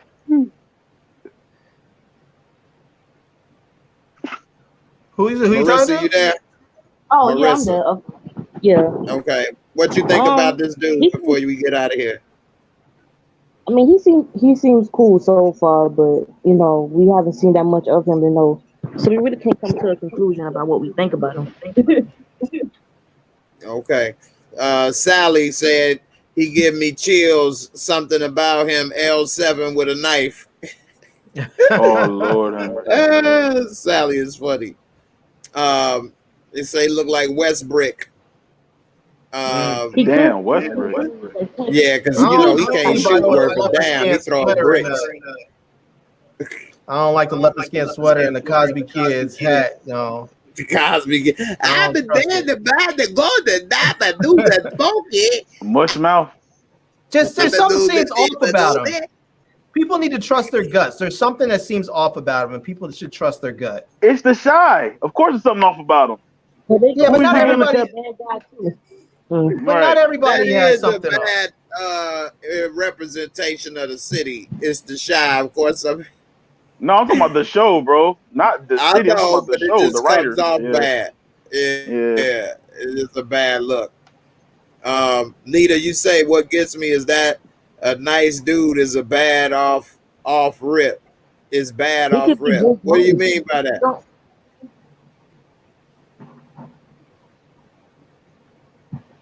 Nita, you there? She don't went to sleep. No, because she's in the Ripper, comments. oh my god. Commented at 2:20 1 minute ago. Nita, Yeah. what's Oh my Maybe she Nita. stepped away. all right? Maybe she stepped away for Yeah. a minute. All right. So I don't know. She said, "What gets me is that a nice dude is bad at off rip." Exactly. Moochie, That's what they make the show. I was just about to say, what you think about that, Moochie? What is she trying to say? I just feel like they just do guys. It's not no Wrong. good images of guys. And when you think he's good, either he gets killed off or he's a crazy person. So, or we That's don't true. see him like how they did Common's character. He's not even on here anymore. And I he think he was produced on here the for show. 2 seasons and then we didn't see him anymore. Right. He only did like 2 episodes. They got rid of Sonny. He was a good character. He was a positive character because he was talking to Emmett and telling him basically how to conduct himself like a grown man. Mhm. And they got rid of him and with the bad business thing that Emmett did. And that didn't make no Yeah. sense. I don't know. Mhm. Shoot, they could make it like Sonny come back and shoot Emmett in season finale. None of it makes sense. No. But what I'm saying is that when they make a character good, y'all question it immediately. Like, what is that? Like, I don't understand. Like, you keep saying live your truth, do this, do that, and all this stuff, but y'all question the good guy. Like, Because as soon as he's good, they kill him. So we know there's nobody good. Either they present them in the beginning as good and they go sideways, or they show them as good and they kill him. the show has not said nothing bad about him. This is y'all commentary. Right, because you don't need to see something, you don't need to say something verbally for you to get like sometimes they present people in such a way, in very subtle ways, to give you cues that something is off, to give you sort of the EBGBs about somebody so that you know like something's not right with this dude, something doesn't feel right with this dude. And I mean, they do that all the time in shows, and I feel like they've done it here, where they're kind of giving us the EBGBs with the guy, like someone said before. He seems to be too perfect in every way that what Keisha needs. Y'all as men want to put women in their For the record, I said I'm on the We're not even fence. talking about women right now. We're talking about this dude. Listen, y'all always be like, oh, well, this woman think too high of herself. Let's put her down. Who says that? Y'all do that. When do we do that? Larry, you said Tiffany is one donut away from being fat. Because she is. She is not. What? Tiffany is way more And than I didn't say one away donut. from I being said, fat. and I did not say one donut. I said one cupcake. And she is. That's funny, but that's not accurate. Tiffany is not one cupcake away. Like Slender. she's She's slender. a lot of She is not cupcakes slender. away from being fat. But She that is was not funny, slender. Then y'all said that Maisha was getting a big head, and like I said, She is. I can't stand is. Maisha. I can't stand Maisha big ass. I said it. Wow. Just because women act, here's the thing, Nita. Just because women act badly and poorly behaved does not mean they get a pass. We're not giving the men a pass on this show either. But just because a woman is doing it doesn't mean they're going to get a pass because they're a woman. We talk about the men just as much because half the men on here ain't shit either. I've been saying, That's for true. instance, like Nobody from is the very beginning, I've been saying Trig is a fucking sociopath. That's not a compliment. At all. The dude is a freaking sociopath. At all. but We've been saying Duda ain't shit. We call Jake the Snake because Jake ain't shit. We talk about all the Exactly. characters. balance though. That's true. Everybody has their fair. Here's the balance. Here's the balance, Nita. I've said many a times the only person on this show that I care about is Kevin. We know That's that. it. Everybody else ain't shit. Male, Yeah. female, gay, straight, doesn't matter. Everybody in this show ain't shit except Kev. Yeah, we know that. So if you're talking about people judging folks equally, Yeah, I think everybody on this show is equally shit. Cow manure. Except Kev. Right? And I don't know what that. Kevin show his ass like everybody else. He has situations. What I keep trying to figure How out. did Kev show his ass? What I keep trying to figure out is why other people's situations don't raise up to Kevin's situations. Like, how did Kevin show his ass? He got drunk on a college tour. He got drunk on a college tour and messed that up. Right. There's no accountability. They always want to make. Got me scared. And let's be real. Kevin. First of all, let's be real. When we talk about the college tour, Kevin was poisoned by some white boys. They gave him a drug. He was an underage child, and some grown ass white men gave him a drug, and he had a physical reaction to it. Kevin was poisoned. They did it on purpose. Yeah, they did it on purpose too. Kevin was poisoned. Yep, I know it's set up when I see one. I mean, you can say what you want about it, but if some white boy took a tour of Grambling and some niggas gave him some drugs and he went and got sick, that's exactly what they would say according to the law, and that's what they would go after him for and say they poisoned this young white boy. Kevin was poisoned by these white dudes. Yep. You can be mad at it because it doesn't fit into your narrative, but that is what happened. They did some peer pressure shit. And here's the thing, Kevin, the shit that Kevin is doing is hurting himself. He's not hurting other people. Yep. Everybody on this show is doing shit that's hurting other people. Kevin's not doing that. And that's why I don't give a shit about everybody else, but I still care about Kevin. Man. Like, how can you, like, just say this is the end of the show? With a bunch of damn cliffhangers. Yeah. This is the end of the show. This is the end of the show. Well, let me say this. I also care about Keisha. How the fuck? I don't give a damn about Keisha, dumbass. She's dumb, but I care about her too. Mama, I want my baby back. What the hell? I care a little about Keisha, but she get on my nerves with her emotional roller coaster. I know she been through a lot, this, that, and the other. I think she needs help because she does. And yeah, and that's what's really making me mad in her story is nobody's helping her through this hard time, and she's gonna end up having some real problems, long lasting. And Kev too. Now here's the thing, though. Think about all those girls in the trap house. Think about wrong. Think about the trap house. Some of those girls might be there of their own volition, but other ones may not be. They might have been snatched up and they're forced to work in there. Now think about what happens when Trig and Imani go liberate those girls and they're free. They go back home. Those girls are going to be messed up like Keisha. They have been kidnapped and trapped in this house, forced to have sex with hundreds of men. And now they're supposed to go back to their regular lives and be regular people, and no one's going to deal with their trauma. They're not going to know how to deal with it, and other people probably aren't going to know how to deal with them. And we're just going to say, well, they're just damaged. They're just damaged goods. Not those two. Not those two in the thing. They're playing Uno. Not those two. We don't know what their deal. What are they supposed to do? Sit in the corner all day? Right. Yeah. We don't know. We don't know if they're there against their will or not. Yeah. It's pretty right. Nice. That's true. I'm assuming that they're there against their will, because in the middle of the day when they don't have any clients, you would assume as regular human beings, when you don't have clients and it's your free time, that you might be outside taking a walk in the park or going to the grocery store or shopping for some new shoes or something. But the fact that you're behind a fucking locked door playing cards because they won't even give you a cell phone. In today's time, these chicks would have been on the internet or checking out Instagram or some shit. The fact they're playing cards is because they're in a locked room with no communication. So I'm going to say they're there against their will. They're not there, living their best life. They're there because they're forced to be there. So all those women can't jump nut, punk ass?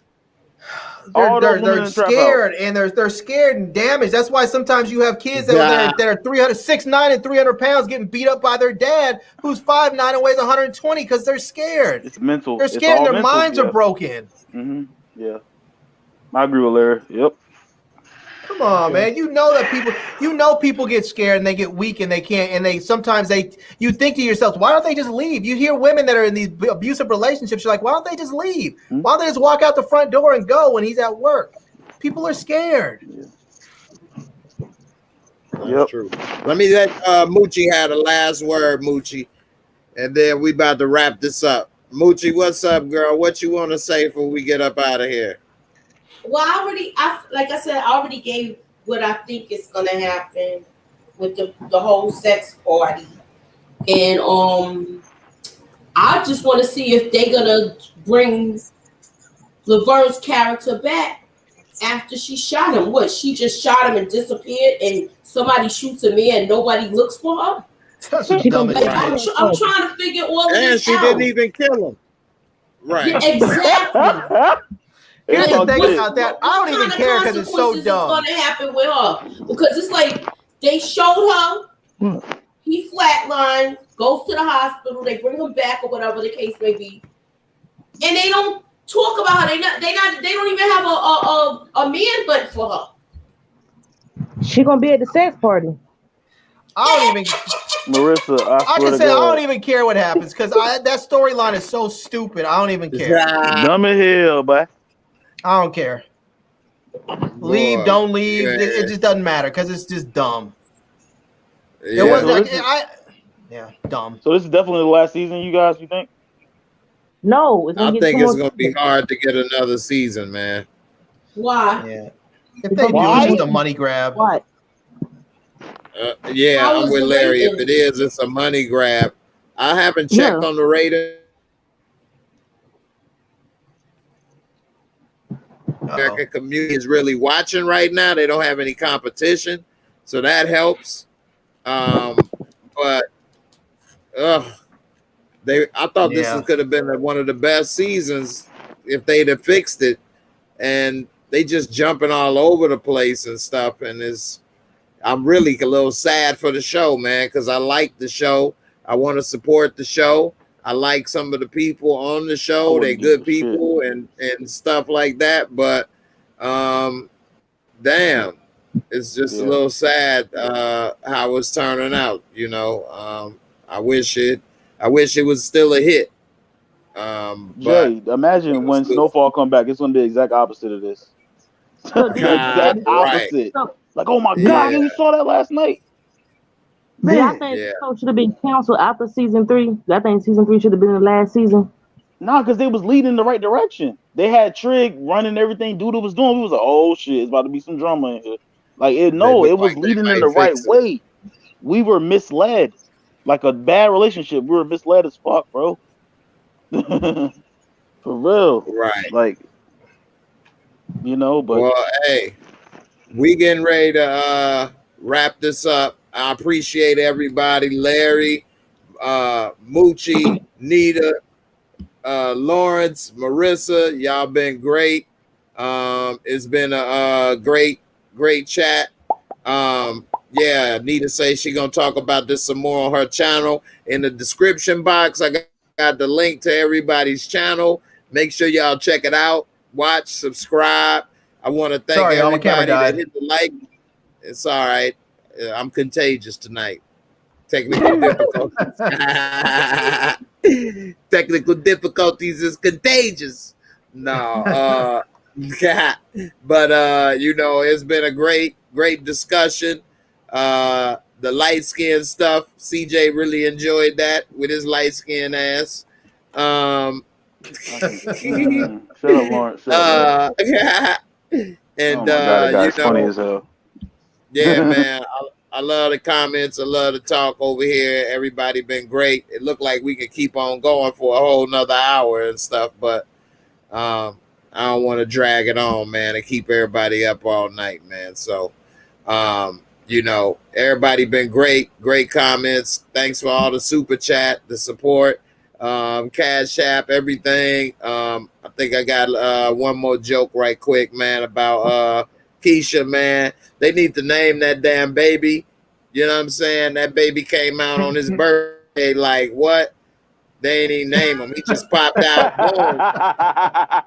Like, what? How they got that baby popping out like that? Like, what? Come on. Popped out with a bag of Smokies. For real. Oh, man. Y'all crazy. And next thing you know, she going on dates, trying to go ahead and get the next little hot dog up in her, trying to get some more sausage. She ain't ready for that, man. Come on, Keisha. Stop. You know what I'm saying? She already looking for that next little wiener. You know what I'm Oh saying? my Like, goodness come on now, gracious. Shy. They need to come on with that. Yeah, the Shy jumped the shark, man. I think this show's done. This show's done. They need to go ahead and wrap it up. Right. Just wrap it up. Name the baby Ronnie, Lil Ron. Well, that wouldn't be a bad thing to name it after him. I mean, everybody else sort of gave up except for Ronnie. You know, I mean, Kev didn't fully give up, but Ronnie put in that work. He just, I mean, I wouldn't be upset if she did name that baby Ronnie. Right. He saved her life. He could have been in there in the trap house saving their ass. Captain Save-A-Ho. That'd have been his name. Just get him a little, instead of a cape, just get him an old dirty like towel tied up around his neck with a little bobby pin. Like when we was shorties, thought we was a superhero, and he's super Negro, and just come through saving everybody, man. Y'all think we're gonna see Rashad again? Yeah, say it again. Y'all think we're gonna see Rashad again? Jason Weaver. I hope so. Yeah. Larry, you say no? I don't have an opinion on that one, I guess. I think we'd see him trying to shoot either Imani or Trig or something to that effect, but I think we're gonna have he's to gonna be hold the one that that's for another. manhandling Imani. What you say?